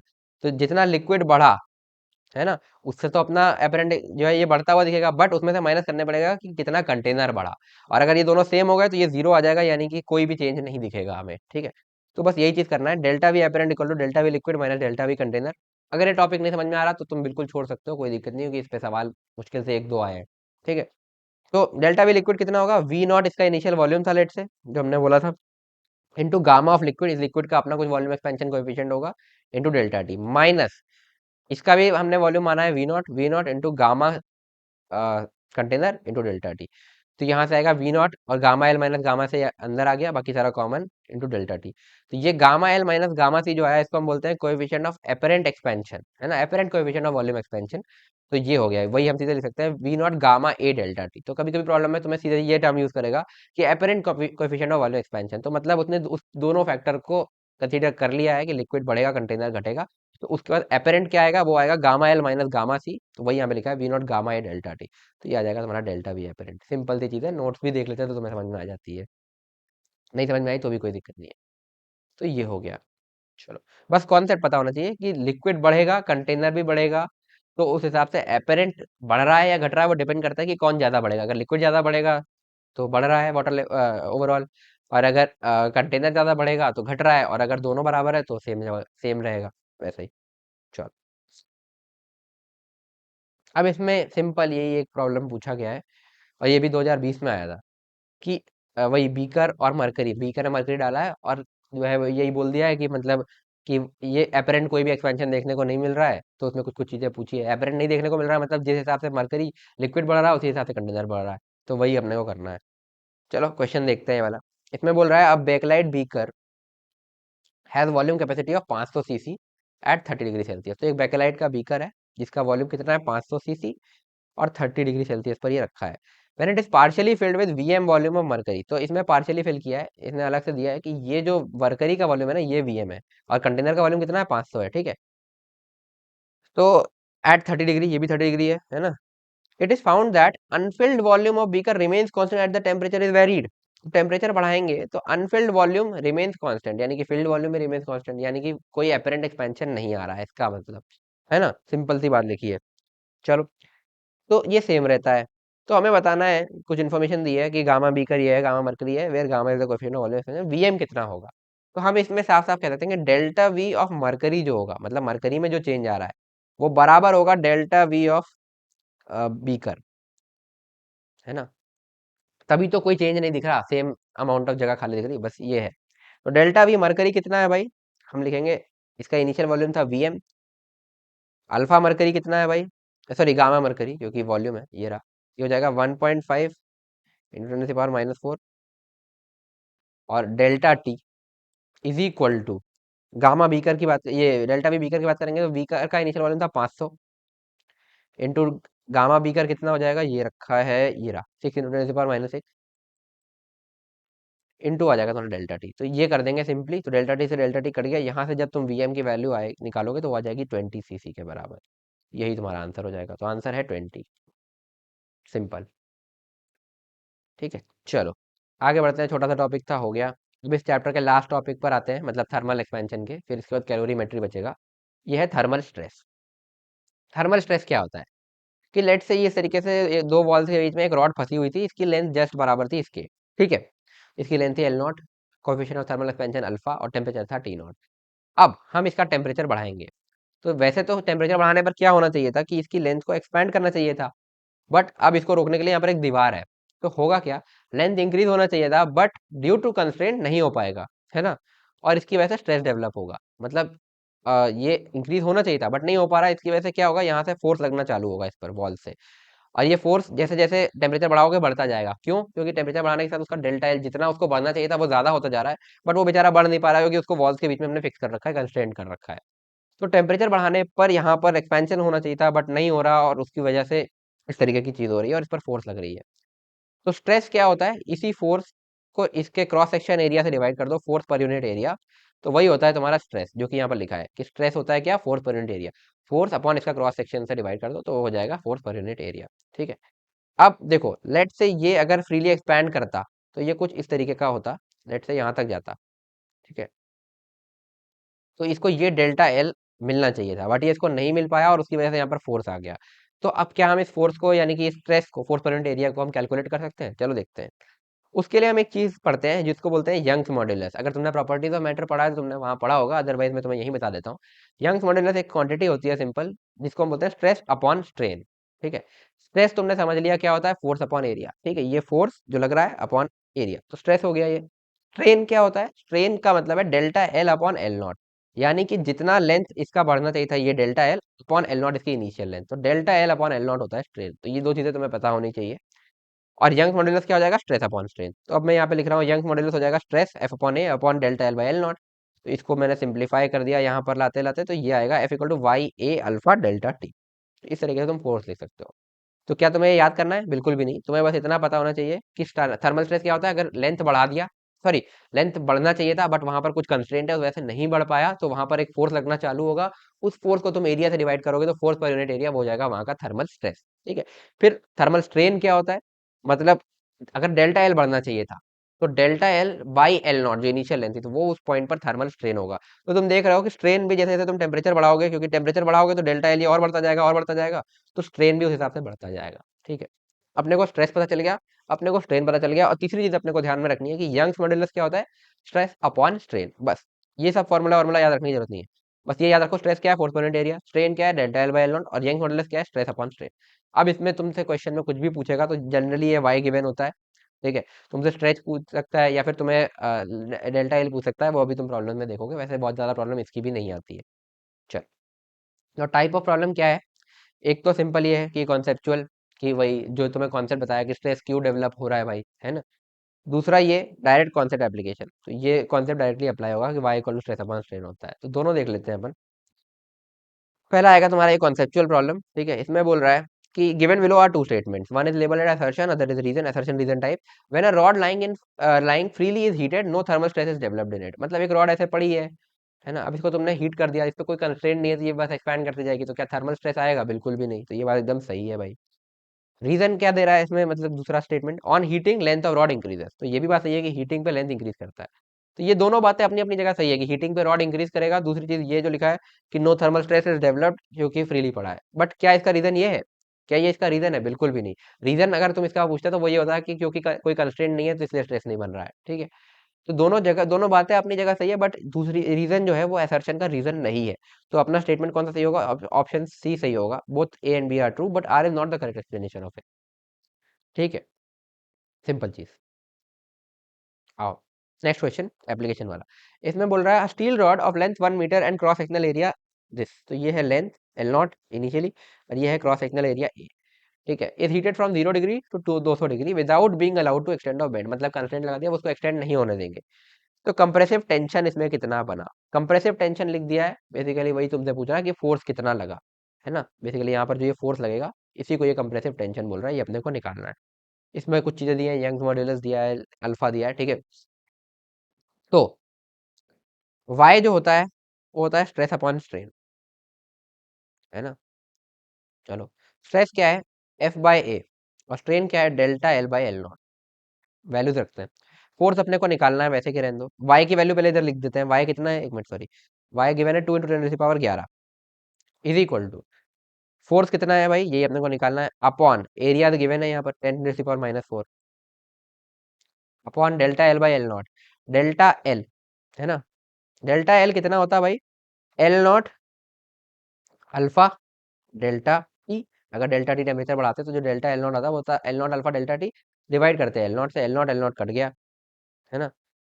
तो सिंपली अल्फा डेल्टा टी होता। ठीक है, तो एल नॉट की कोई जरूरत नहीं, तो ये डेटा डमी डेटा है, कोई जरूरत नहीं है।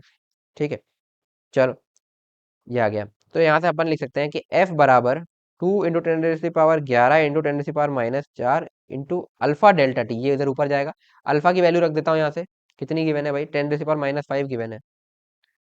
और डेल्टा टी की वैल्यू कितनी है, 0 से 200 लेगा है, तो 200 का चेंज आया है, तो ये हो गया अपना आंसर। सॉल्व करते हैं, तो 2 × 200 कितना होगा, 400, इंटू 10 की पावर ये 11 -4 -5 यानी कि 11 - 9 यानी कि 10 स्क्वायर।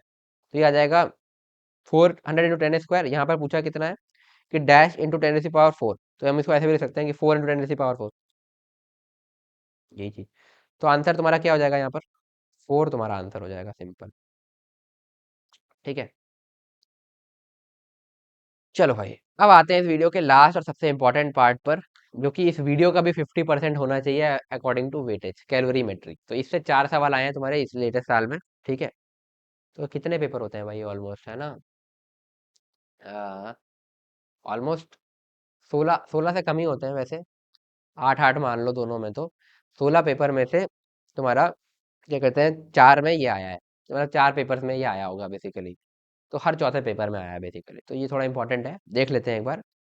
और इसके बाद तुम्हारा thermal expansion, thermometry and calorimetry खत्म हो जाएगा। अब इस वीडियो के लास्ट पार्ट यानी कैलोरीमेट्री की तरफ बढ़ते हैं। तो कैलोरीमेट्री क्या होता है, हीट एक्सचेंज की कैलकुलेशन। तो जहां पर भी हीट एक्सचेंज हो रहा है उसकी कैलकुलेशन, तो हीट कहाँ पर एक्सचेंज होती है, यानी कि हीट दी या हीट मिली हमें, वो कहाँ पर होता है, ऐसी दो चीजों में हीट एक्सचेंज हमें देखने को मिलता है।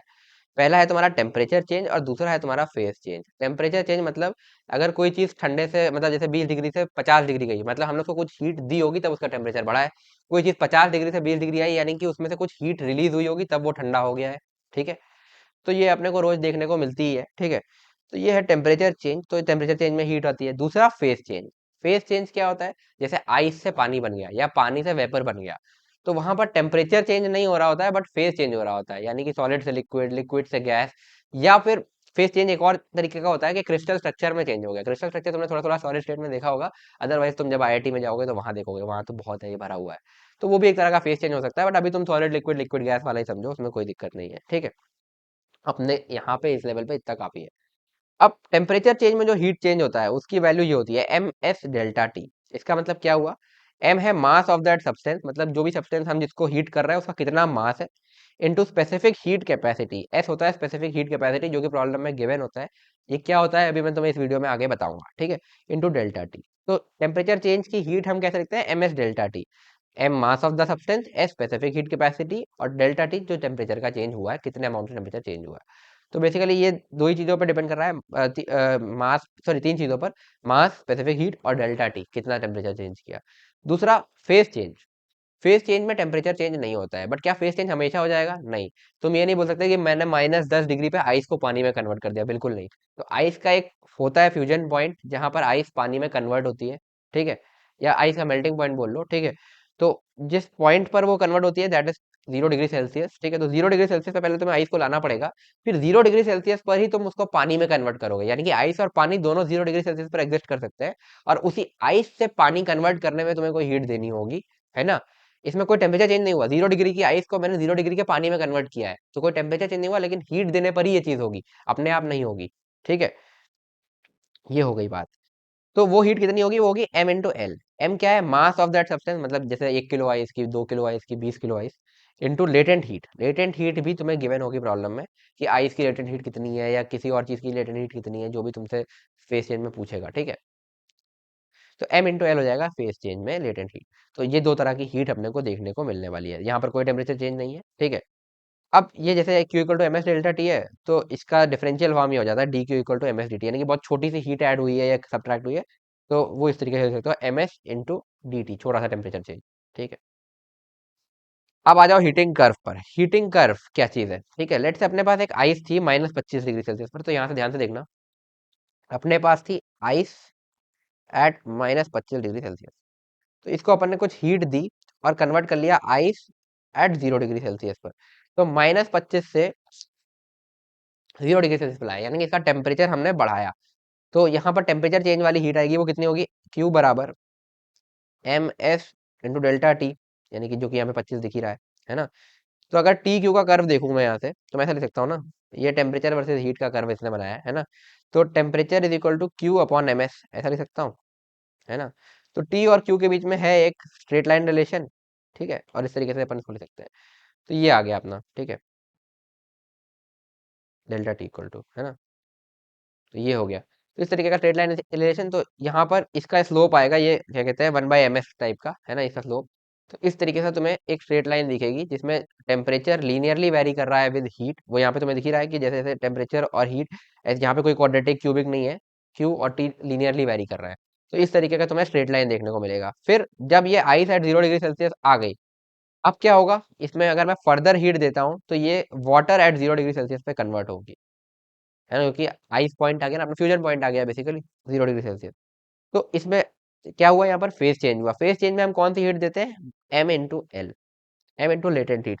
तो यहाँ पर क्या कोई टेम्परेचर चेंज हो रहा है? नहीं। तो देखो यहाँ से यहाँ तक जब तक हम ये एम एल हीट देते जा रहे हैं, इतनी हीट हमने दे दी है, बट टेम्परेचर वही 0 का 0 बना हुआ है। तो लेटेंट हीट, इसीलिए इसको लेटेंट हीट बोलते हैं, लेटी हुई। देख सकते हो कि ये बिल्कुल यहाँ पर कर्व लेटा हुआ है, इसमें कोई भी स्लोप नहीं है, क्योंकि टेम्परेचर चेंज हो ही नहीं रहा।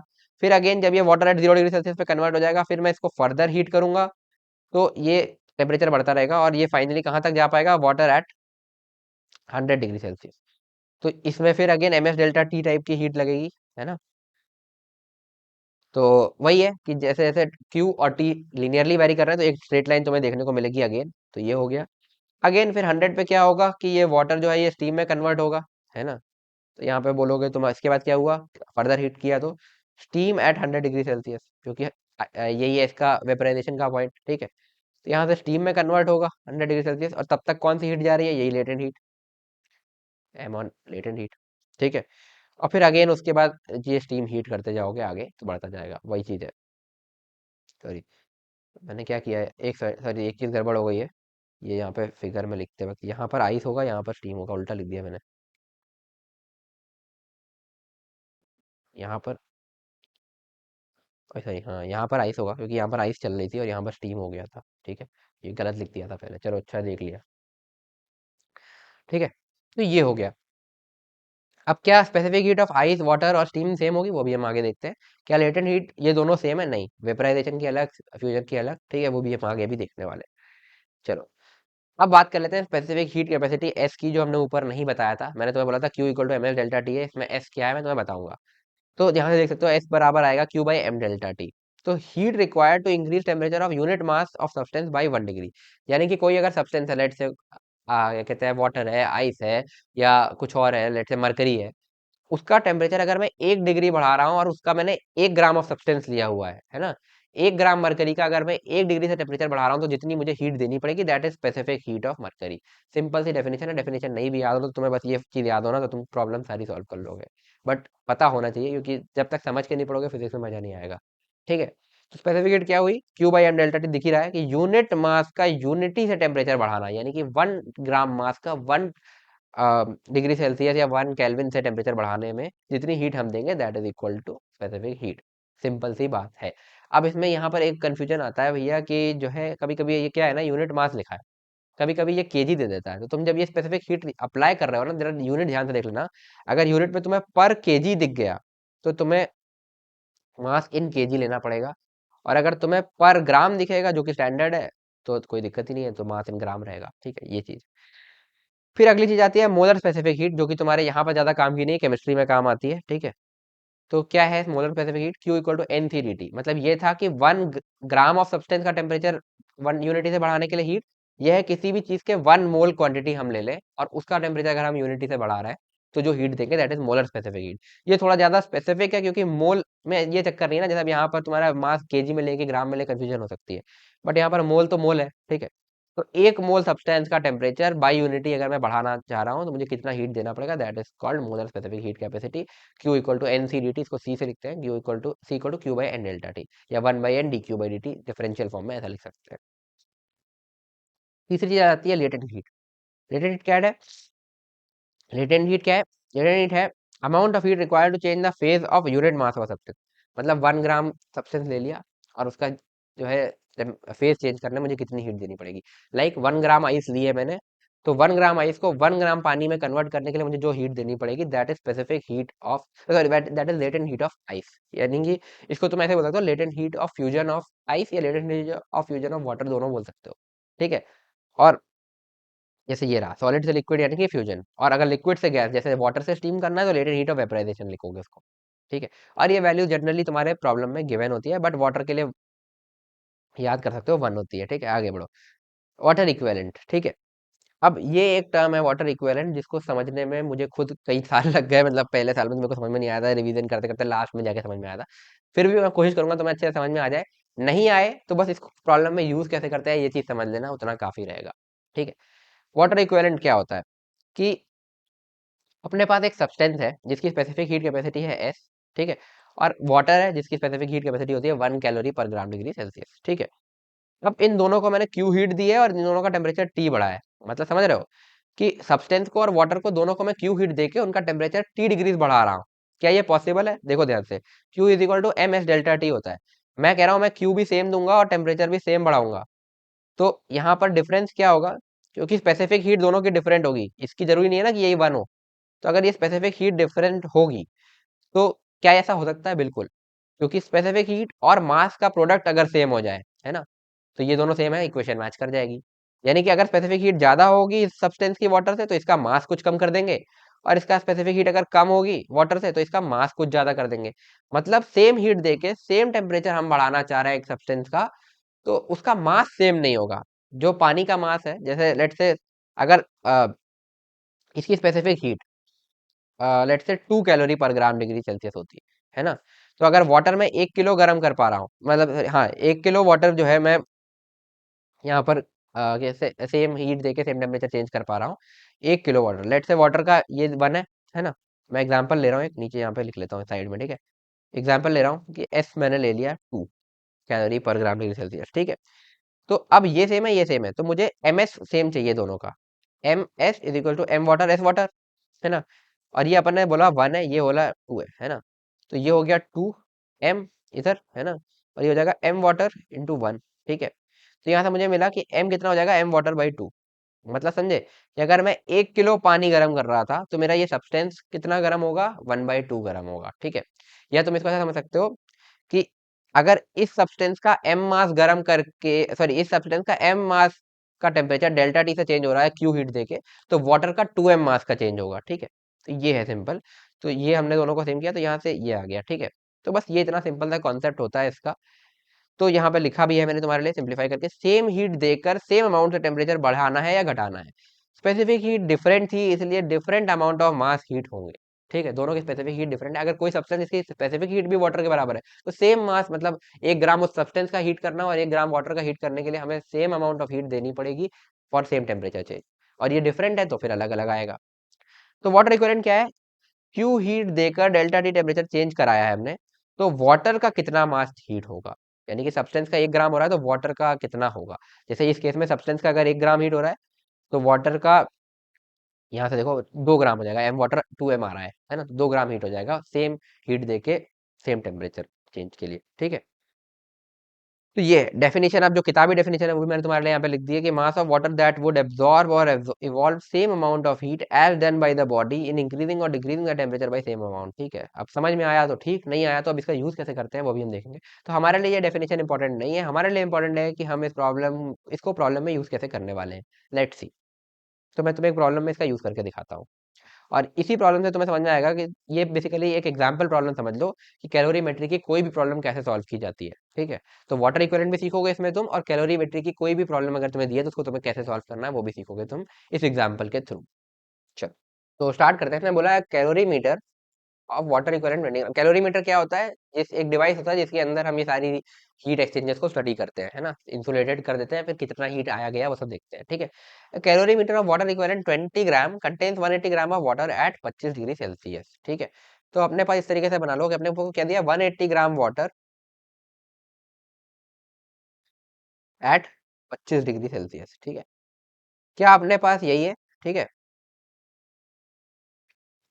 प्लस एक चीज और है, एक मिनट को थोड़ा सा बड़ा करके लिखते हैं, ऐसे लिखते हैं 180 ग्राम of water at 25 degree Celsius, plus ये 20 ग्राम वाटर इक्विवेलेंट का मतलब क्या है कि कैलोरीमीटर का जो भी मास है ना, वो जब हम सेम हीट देके सेम टेम्परेचर चेंज के लिए equivalent to 20 gram of water है। यानी कि बस कुछ नहीं करना तुम्हें, प्रॉब्लम में अगर ऐसा दिया तो प्लस मान लो 20 ग्राम वाटर और है ना, एट सेम 25 डिग्री सेल्सियस। मतलब कैलोरीमीटर का जो भी टेम्परेचर चेंज होगा या वो जो भी हीट एब्जॉर्ब एवॉल्व करेगा, that is equal to 20 gram of water. तो बस यही वाटर इक्विवेलेंट होता है। तो इसका मतलब तुमने मान लिया कि 180 नहीं, 200 ग्राम वाटर बेसिकली प्रेजेंट है। इसमें हमने क्या बोला कि m ग्राम ऑफ स्टीम को हम मिक्स करेंगे, प्लस m ग्राम स्टीम, है ना, एट 100 डिग्री सेल्सियस, है ना। तो ये अपने पास इनिशियली पूरा का पूरा मिक्सचर है ये वाला, ठीक है। ये चलो, और इसको हम मिक्स करेंगे और उसके बाद फाइनली हमें जो टेम्परेचर मिलेगा दैट इज 31 डिग्री सेल्सियस। तो हमें बताना है कि m की वैल्यू क्या होगी। तो इसको पहले तो मैं थोड़ा सिंप्लीफाई करके लिख लेता हूँ कुछ इस तरीके का, है ना, कि 180 ग्राम और 20 ग्राम को मैं ऐड कर देता हूँ, तो मैं लिख दूंगा 200 ग्राम वाटर है हमारे पास एट 25 डिग्री सेल्सियस, है ना। और इसमें हमने मिक्स क्या किया है, m gram steam at 100 degree Celsius. खैर इसमें एक चीज आसान कर दी है कि इसमें बता दिया है कि फाइनल टेम्परेचर 31 डिग्री है ना। मतलब दोनों को 31 डिग्री के पानी पे लाना है अपने को। 31 डिग्री पे तो पानी एग्जिस्ट करता है, स्टीम और आइस तो होगा नहीं, ठीक है। तो ये करना है, बट नहीं गिवन होता तो क्या सोचते कि सबसे पहले क्या करें हम कि इस स्टीम को ना पानी में कन्वर्ट करते हैं। स्टीम को पानी में कन्वर्ट, क्योंकि सबको एक इक्विलिब्रियम पे लाना है, तो या तो इसका टेम्परेचर बढ़े या तो इसका टेम्परेचर घटे, और हम बाहर से कोई हीट दे नहीं सकते। तो टेम्परेचर घटाना पहले बेस्ट चीज होती है। तो इसका टेम्परेचर अगर मैं टेम्परेचर घटाना या फिर फेज ऐसा चेंज करना कि हीट रिलीज हो। तो हम इस स्टीम को अगर आइस में कन्वर्ट करेंगे तो क्या होगा, हीट रिलीज होगी। तो सबसे पहले अपन के दिमाग में यही आता है कि अपन ये करते हैं, तो हम क्या करेंगे कि इससे इसको चेंज करेंगे, है ना। कैसे? हम बोलेंगे वाटर को वैसे का वैसा रहने दो, अभी 200 ग्राम वाटर जो था वो वैसे का वैसा रहने दो एट 25 डिग्री सेल्सियस, प्लस ये जो स्टीम थी ना इसको पानी में कन्वर्ट करते हैं तो अपने को कुछ हीट मिलेगी। एम ग्राम स्टीम से एम ग्राम वाटर में कन्वर्ट करते हैं इसको, है ना। और ये होगा 100 डिग्री सेल्सियस पर, क्योंकि आइस ये ऑलरेडी वेपराइजेशन पॉइंट या जो इसको तुम कह सकते हो बॉइलिंग पॉइंट उस पर है। ठीक है, ये हो गया। इसमें कितनी हीट अपने को मिलेगी, जो हीट मिलेगी उसको मैं माइनस के साथ लिखूंगा, ठीक है। तो माइनस यानी कि हीट मिली है, प्लस यानी कि हीट दी है। तो माइनस कितनी हीट, मास इंटू एल, मास हो जाएगा एम, और लेटेंट हीट ऑफ वाटर ये गिवन है 540 कैलोरी पर ग्राम, तो माइनस 540 एम लिख देता हूँ सिंपल। इतनी हीट अपने को मिलेगी। चलो भाई, है ना। अब इसके बाद क्या करें? अब वैसे अगर नहीं गिवन होता तो हम मानते हैं कुछ टी टेम्परेचर पर आ रहा है वो चीज, बट अब इसने तुम्हारे लिए आसान कर दिया, बोला 31 डिग्री पर आ रहा है। 31 डिग्री पर आ रहा है तो इस वाटर को 31 डिग्री पर लाने के लिए फिर हीट मिलेगी। ये जो एम ग्राम वाटर है इसको 31 डिग्री पर लाते हैं पहले तो हम यहाँ से बोलेंगे ये 200 ग्राम वाटर को अभी मैं छू ही नहीं रहा, 200 gram water eight 25 degree Celsius, इसको मैं छू ही नहीं रहा, है ना। एक मिनट यहाँ ही लिख देता हूँ यार, at 25 degree Celsius, plus M gram जो वाटर जो 100 पर हमने लिया था ना उसको हम 31 पर ले आते हैं, क्योंकि 31 पर ही लाना है फाइनली, ये बोल रहा है।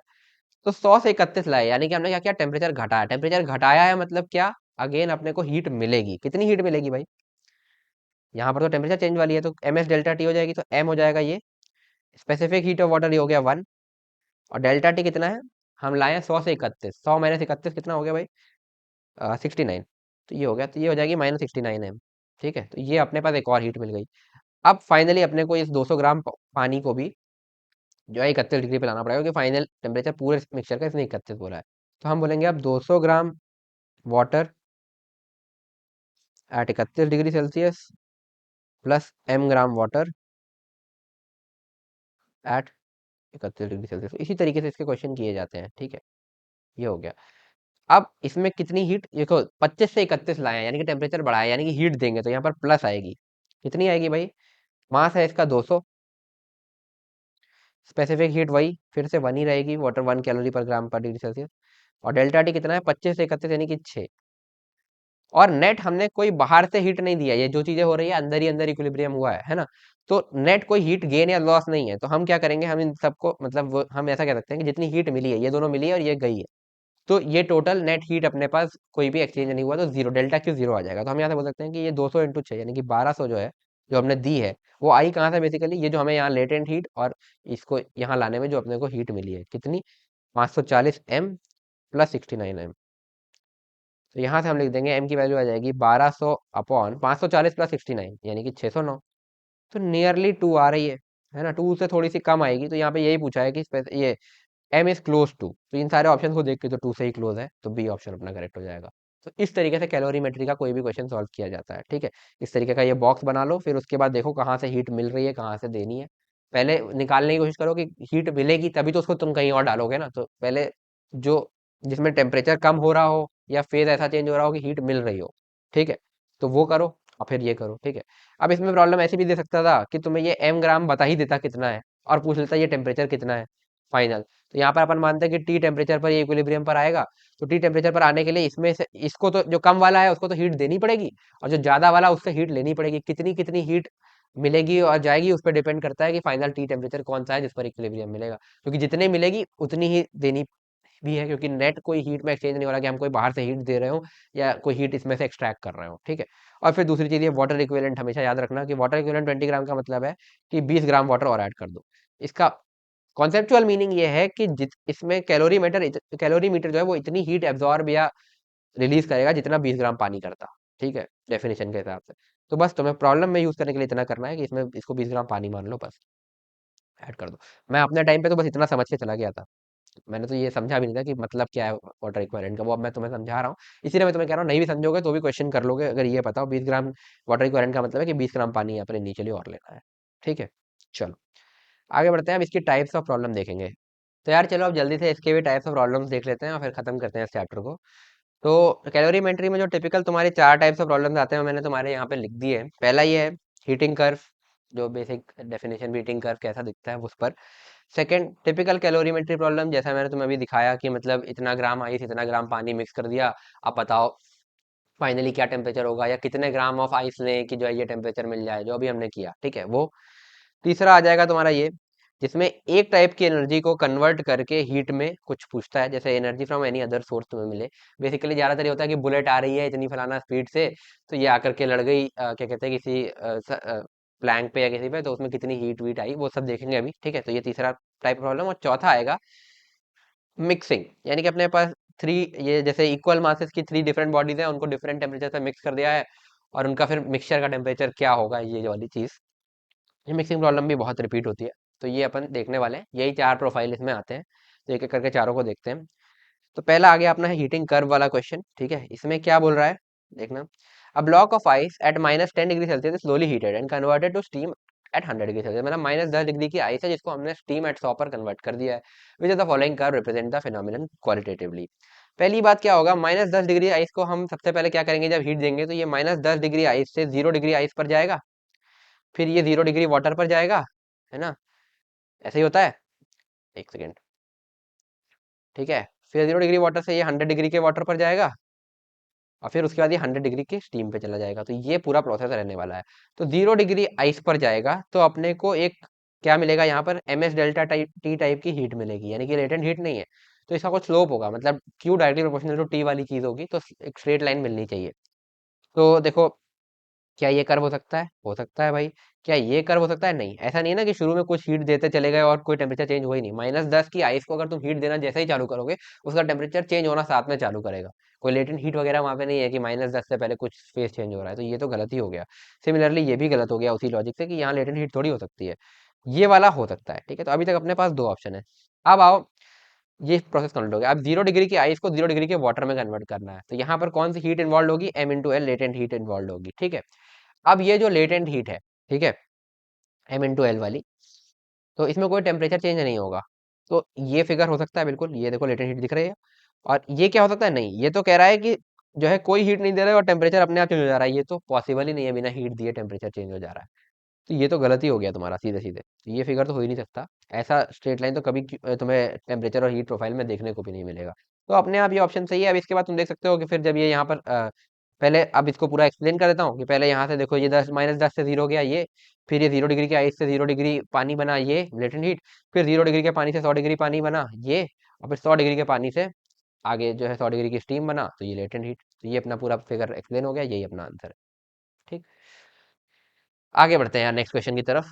तो नेक्स्ट क्वेश्चन तुम्हारा ये रहा, जेईई मेन 2023 का, कि heat energy of 184 kilojoule is given to ice of mass 600 gram. तो 600 ग्राम आइस है अपने पास -12 डिग्री सेल्सियस पर, और स्पेसिफिक हीट ऑफ आइस दिया हुआ, लेटेंट हीट दिया हुआ है।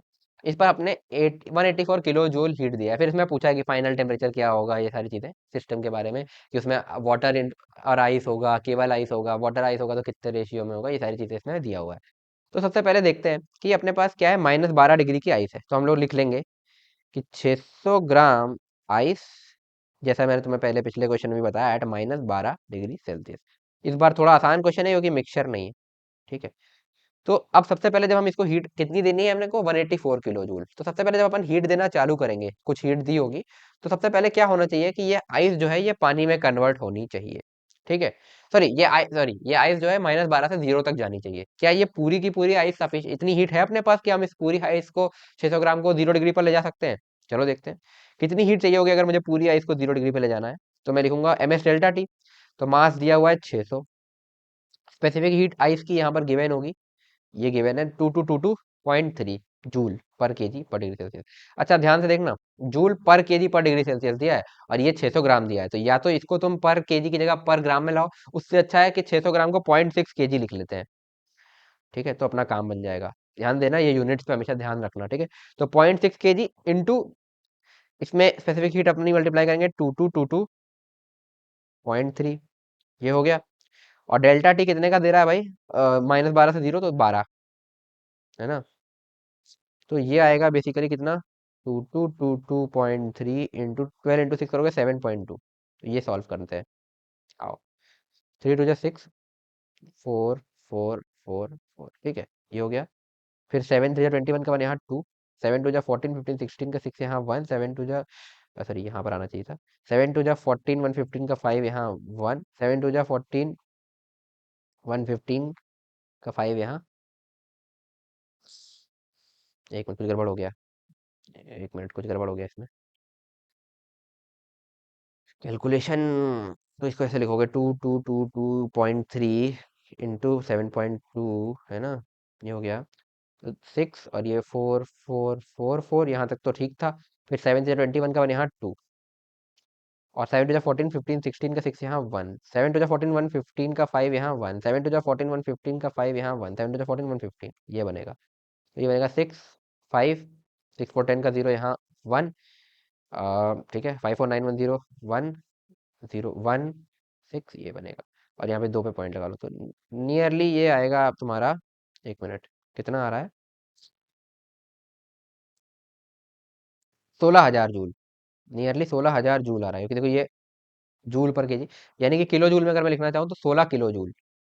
तो अपने पास 184 किलो जूल हीट थी, तो 16 किलो जूल यहाँ दे भी देंगे तो कोई दिक्कत नहीं है। तो मतलब ये पूरी की पूरी आइस जो है ना, ये पानी में तो ये 0 डिग्री पर तो आ ही जाएगी। 600 gram ice eight 0 degree Celsius. ठीक है भाई।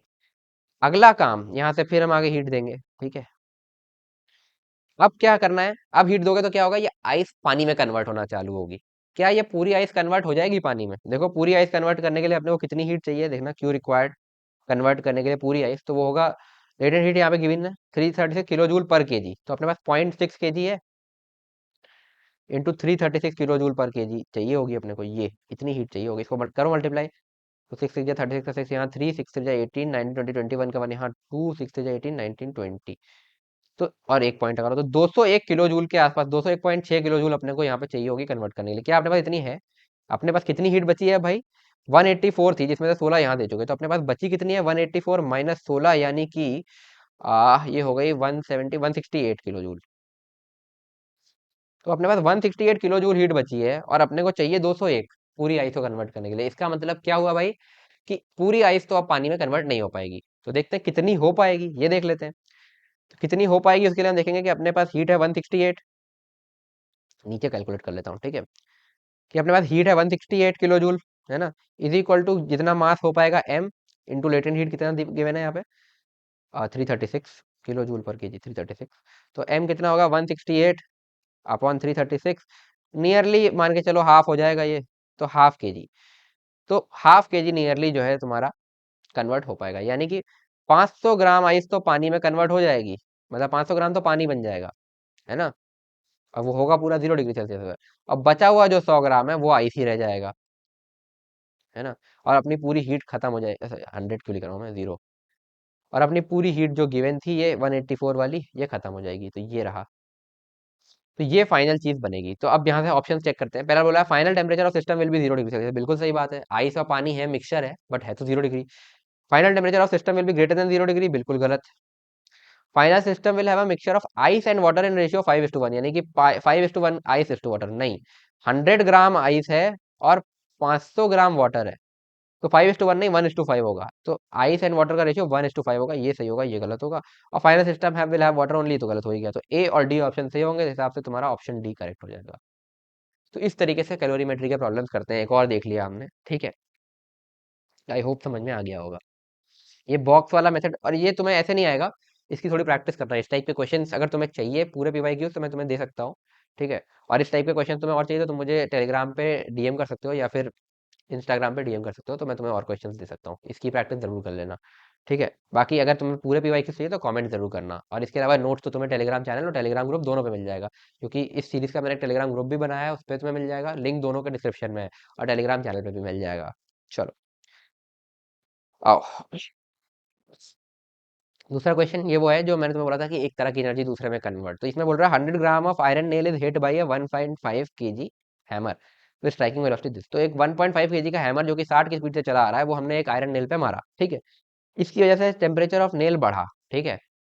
और बोल रहा है कि 1/4 of this energy of hammer goes into heating. मतलब जो हैमर को हमने मारा है उसकी जो भी एनर्जी होगी हैमर की, उसका 1/4 चला गया नेल को हीट करने में, ठीक है। तो अब ये पूछ रहा है, फाइनली क्या पूछ रहा है, what will be the rise in temperature, तो कितना टेम्परेचर बढ़ा होगा। चलो देखते हैं। तो पहले तो हैमर की एनर्जी निकालते हैं। तो हैमर है 1.5 केजी का, 60 से आ रहा है। कौन सी एनर्जी होगी इसके पास? Kinetic energy. तो हैमर की एनर्जी जो होगी वो काइनेटिक एनर्जी होगी, वो कितनी होगी? हाफ इंटू मास होगा इसका 1.5। ये ध्यान रखना, इसको ग्राम में मत ले लेना वरना गलत हो जाएगा, क्योंकि केजी मीटर पर सेकंड स्क्वायर ही तो यहाँ पे तुम सॉरी केजी, जब हम काइनेटिक एनर्जी निकालते हैं तो मास केजी में ही लेते हैं ना, तो यहाँ पे 1.5 ही लोगे और 60 का स्क्वायर ले लोगे। ठीक है, ये हो गया। तो ये आएगा, ये कितना आएगा देखना जरा। तो 3600 इंटू 1.5 इंटू 3600 बाई 2, यानी कि 1.5 इंटू 1800, ये आएगा। अभी ऐसे रख लेते हैं। इसका 1/4 ये कह रहा है कि हमने यूज कर लिया इन आयरन नेल का टेम्परेचर बढ़ाने के लिए। तो k/4 निकाल लेते हैं, इसका 1/4 कितना होगा? तो ये होगा 1.5 इंटू 1800 बाई 4। तो इसको करोगे 4 4 16, 2 बचेगा, 4 5 20, 450 इंटू 1.5, ये हो जाएगा।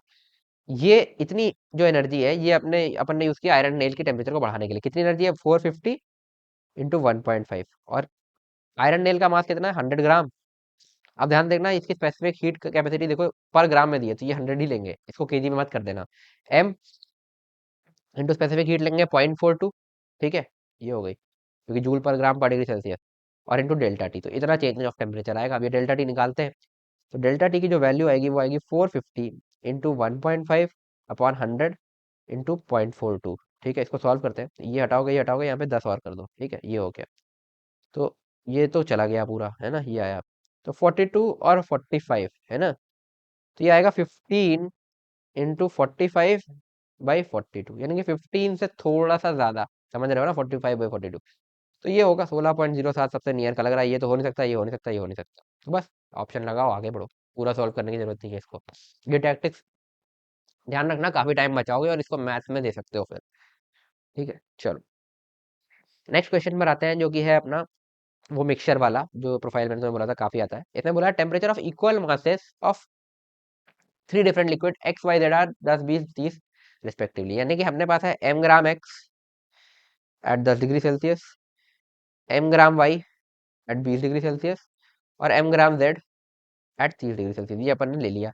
इसमें बोल रहा है कि जब हम x को y के साथ मिक्स करते हैं तो 16 डिग्री मिलता है टेम्परेचर, और जब y को z के साथ मिक्स करते हैं तो 26 डिग्री मिलता है। तो जब हम x को z के साथ मिक्स करेंगे तो क्या मिलेगा? तो पहले बात करते हैं, हम जब x एंड y मिक्स करते हैं, x कॉमा y की मिक्सिंग करते हैं तो क्या मिलेगा? तो देखो x 10 डिग्री पे था और y 20 डिग्री पे था, तो मतलब इसका क्या हुआ कि दोनों जब मिक्स करोगे एक इक्विलिब्रियम टेम्परेचर पर आना चाहेंगे। यानी कि x का टेम्परेचर बढ़ना चाहेगा और y का टेम्परेचर घटना चाहेगा। तो वही बात है, जितना y के टेम्परेचर को घटने में हीट मिलेगी, वही हीट जाकर के x के टेम्परेचर को बढ़ाएगी। कोई बाहर से हीट दे नहीं रहे।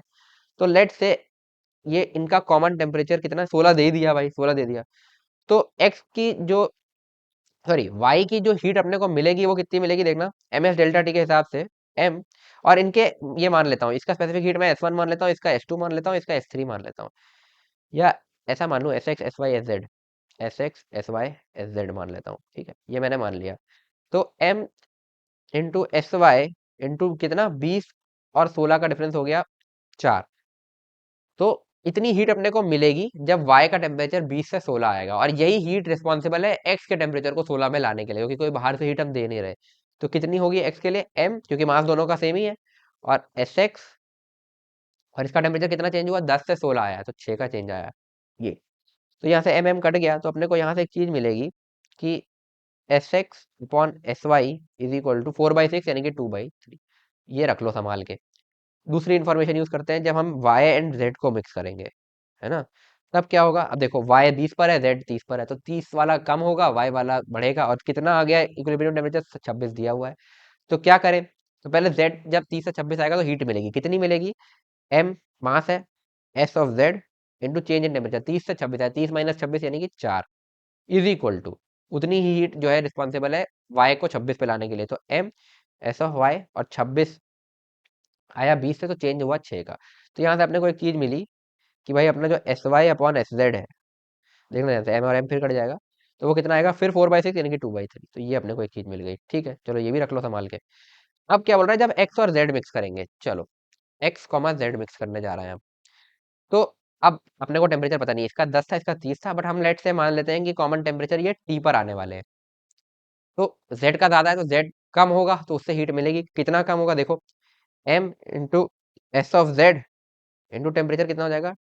टी, सॉरी 30 बड़ा है ना, 30 - T, ये टेम्परेचर डिफरेंस हो जाएगा, is equal to m into S of X, है ना। एक्स का टेम्परेचर बढ़ेगा, कितना बढ़ेगा, टी तक पहुंचेगा, 10 पे था, T - 10, ये हो जाएगा। सिंपल यही चीज लिखी है, बस यहाँ पर टी मान लिया टेम्परेचर, ठीक है। एम और एम कट गया, तो यहाँ से अपन एक चीज लिखेंगे कि 30 - T upon T - 10 is equal to S x upon S z. अब ये कहाँ से लाए भाई, अपने पास S x upon S y है, अपने पास S Y upon S Z है। जब मैं दोनों को मल्टीप्लाई करता हूँ तो मुझे मिलेगा S x upon S Y into S Y upon S z is equal to 2/3 into 2/3। तो ये एस वाई कट जाएगा, तो यहाँ से अपने को मिलेगा S x upon S Z बराबर 4/9। ठीक है, ये बस बेसिकली अपने को निकालना था, तो ये यहाँ पे अपन लिख देंगे 4/9। तो यहाँ से आएगा 30 - T upon T - 10 is equal to 4/9। अब बस सॉल्व करना है, तो क्रॉस मल्टीप्लाई करते हैं, तो 9 × 30 हो जाएगा 270 माइनस 90 इज इक्वल टू 40 - 40। तो अब एक काम करते हैं, इसको उधर ले जाते हैं, तो अपन लिखेंगे 9 + 4 13T बराबर 270 प्लस 40। 270 + 40 कितना होगा, 310। ये यहाँ से टी की वैल्यू कितनी आ गई, 310/13। 13 से डिवाइड करो, 13 × 2 = 26, 5 आएगा, 50। तो 13 2 26, 13 3 39, 13 4 52, 13 3 39 से जाएगा पॉइंट, अब 11 बचेगा और 110, तो 13 6 = 78, 13 7 = 91, 13 8 = 104, 23.8 समथिंग ऐसा कुछ आना चाहिए। तो ऑप्शन अपना ये वाला मैच हो जाएगा, बाकी ऑप्शन गलत हो जाएंगे, ठीक है, बस सीधा सीधा। तो इस तरीके से इसको सॉल्व किया जाता है। तो ये वाला प्रोफाइल भी बहुत आता है, तो इसको एक बार देख लेना अच्छे से, ठीक है। चलो, तो हमने सारे प्रोफाइल इसी के साथ कवर कर लिया है, और हमारा ये चैप्टर कंप्लीट होता है, thermometry, thermal expansion and calorimetry. तो यार तुमने अगर इस वीडियो को यहाँ तक एंड तक देखा है, तो तुमने आज एक टारगेट कंप्लीट कर लिया है, और वो इनर्शिया ब्रेक कर दिया जो तुम्हारे मार्क्स और तुम्हारे बीच में आ रहा था। और मैं जानता हूँ, मैंने तुम्हें प्रॉमिस किया था कि 60 मिनट्स के अंदर ये वीडियो हो जाएगी, बट थोड़ा टाइम एक्स्ट्रा लग गया है, क्योंकि हमने एक दो पीवाईक्यूज को काफी डिटेल में कर लिया, बट वो जरूर तुम्हारा फायदा करेगा तुम्हारे एग्जाम के अंदर। अब इसके बाद तुम्हें तीन चीजें करनी है। पहली ये कि देखो, इसके तुम्हें पूरे डिटेल नोट्स जो भी हमने यहाँ पर लिखा है, ये तुम्हें मिल जाएंगे मेरे टेलीग्राम ग्रुप और टेलीग्राम चैनल के ऊपर। नोट्स बेसिकली टेलीग्राम चैनल पर मिलेंगे, तो उसका लिंक तुम्हें डिस्क्रिप्शन में मिल जाएगा, वहां से जाके चैनल को ज्वाइन कर लो, और वहां से नोट्स तुम्हें आज के आज मिल जाएंगे, ठीक है। तो एक बार तुम इनको प्रॉपर देख सकते हो। दूसरी चीज, अब तुम्हें इसके बाद कोई डाउट्स आते हैं इस पूरे चैप्टर में या कुछ भी, तो तुम आपस में जितने लोग इसमें पढ़ रहे हो वो और मेरे से भी डिस्कस कर सकते हो टेलीग्राम ग्रुप के ऊपर। तो मैंने इस सीरीज का एक टेलीग्राम ग्रुप डेडिकेटेड बना रखा है, उसका भी लिंक तुम्हें डिस्क्रिप्शन में मिल जाएगा, वहां से जाकर उसे ज्वाइन कर लो और अपने डाउट्स को पूछ लो, क्योंकि डाउट्स रखना बिल्कुल भी ठीक नहीं है, और ऐसे पॉइंट पर तो बिल्कुल भी ठीक नहीं है, ठीक है। तीसरी चीज प्रैक्टिस, ठीक है। अब प्रैक्टिस कैसे करोगे, तुम्हें अगर जेई मेन के पीवाईक्यूज चाहिए सारे इस चैप्टर के, तो तुम कमेंट कर देना, ठीक है। अगर मुझे रिस्पांस मिलेगा तो मैं एक शीट बना के दे दूंगा, बट मैं ट्राई करूंगा कि दे ही दूं, ठीक है। तो वो तुम्हें एक दो दिन में मिल जाएगी इस पूरे चैप्टर की पीवाईक्यूज। तो उसको जरूर सॉल्व कर लेना, पिछले 5 6 साल के सारे पीवाईक्यूज एक बार अच्छे से कर लेना। इसके अलावा जो 2025 के पीवाईक्यूज है, ठीक है, ये मैं नहीं करा रहा, क्योंकि मैं चाहता हूँ इसको तुम एज फुल पेपर मॉक्स दो, ठीक है। क्योंकि उससे बेस्ट रिवीजन होता है, बेस्ट पता चलता है कि तुम्हारा स्टेटस अभी क्या है, तुम्हें किन चीजों पे काम करना है और किन चीजों में तुम एकदम सही हो, ठीक है। तो 2025 के पेपर तुम एज मॉक टेस्ट देना चालू कर दो, और ट्राई करो हफ्ते में दो तो एटलीस्ट दो ही, ठीक है। इसके अलावा 2025 के क्वेश्चन मैं तुम्हें कराऊंगा। मैं चैनल पर एक शॉर्ट सीरीज चालू कर रहा हूँ, जो मेरे चैनल पे पहले भी आती थी, 1 मिनट 1 क्वेश्चन करके, जिसमें मैं तुम्हें जल्दी से कैसे क्वेश्चंस को सॉल्व करते हैं जेई मेन के, वो तुम्हें दिखाने वाला हूँ। रोज एक या दो क्वेश्चन तुम्हें थर्मल का मिलने वाला है उसमें, और कल से ये मोस्ट प्रोबेबली चालू हो जाएगी। तो वहां से तुम 2025 के सारे क्वेश्चंस देख सकते हो। तो चैनल को सब्सक्राइब कर लेना अगर तुमने अभी तक नहीं किया है, और अगर वीडियो पसंद आई तो वीडियो को लाइक जरूर करना यार, जितना हो सके अपने दोस्तों के साथ भी शेयर करो। तो आई होप तुम्हें आज की वीडियो पसंद आई। तो मिलते हैं यार नेक्स्ट वीडियो में, जिसमें हम बात करने वाले हैं केटीजी के बारे में, क्योंकि वो भी एक अच्छा खासा पोर्शन है तुम्हारा थर्मल फिजिक्स का। तो मैंने तुम्हें स्टार्टिंग में वैसे बता दिया था, थर्मल फिजिक्स के 4 पार्ट्स हैं, पहला पार्ट हमने आज कंप्लीट कर लिया, और एक बहुत बड़ा टारगेट तुमने आज अचीव कर लिया है, ठीक है। नेक्स्ट वीडियो में हम बात करने वाले हैं केटीजी के बारे में, उसके बाद थर्मोडायनेमिक्स, और उसके बाद आएगा तुम्हारा आखिरी पार्ट हीट ट्रांसफर। इसके बाद अगला चैप्टर तुम क्या चाहते हो मैं करूँ, ये जरूर कमेंट करना, तो मैं उस हिसाब से डिसाइड करूंगा कि मुझे अगला चैप्टर कौन सा कराना है इस सीरीज के अंदर। तो मिलते हैं नेक्स्ट वीडियो में, till then stay motivated and keep studying, bye.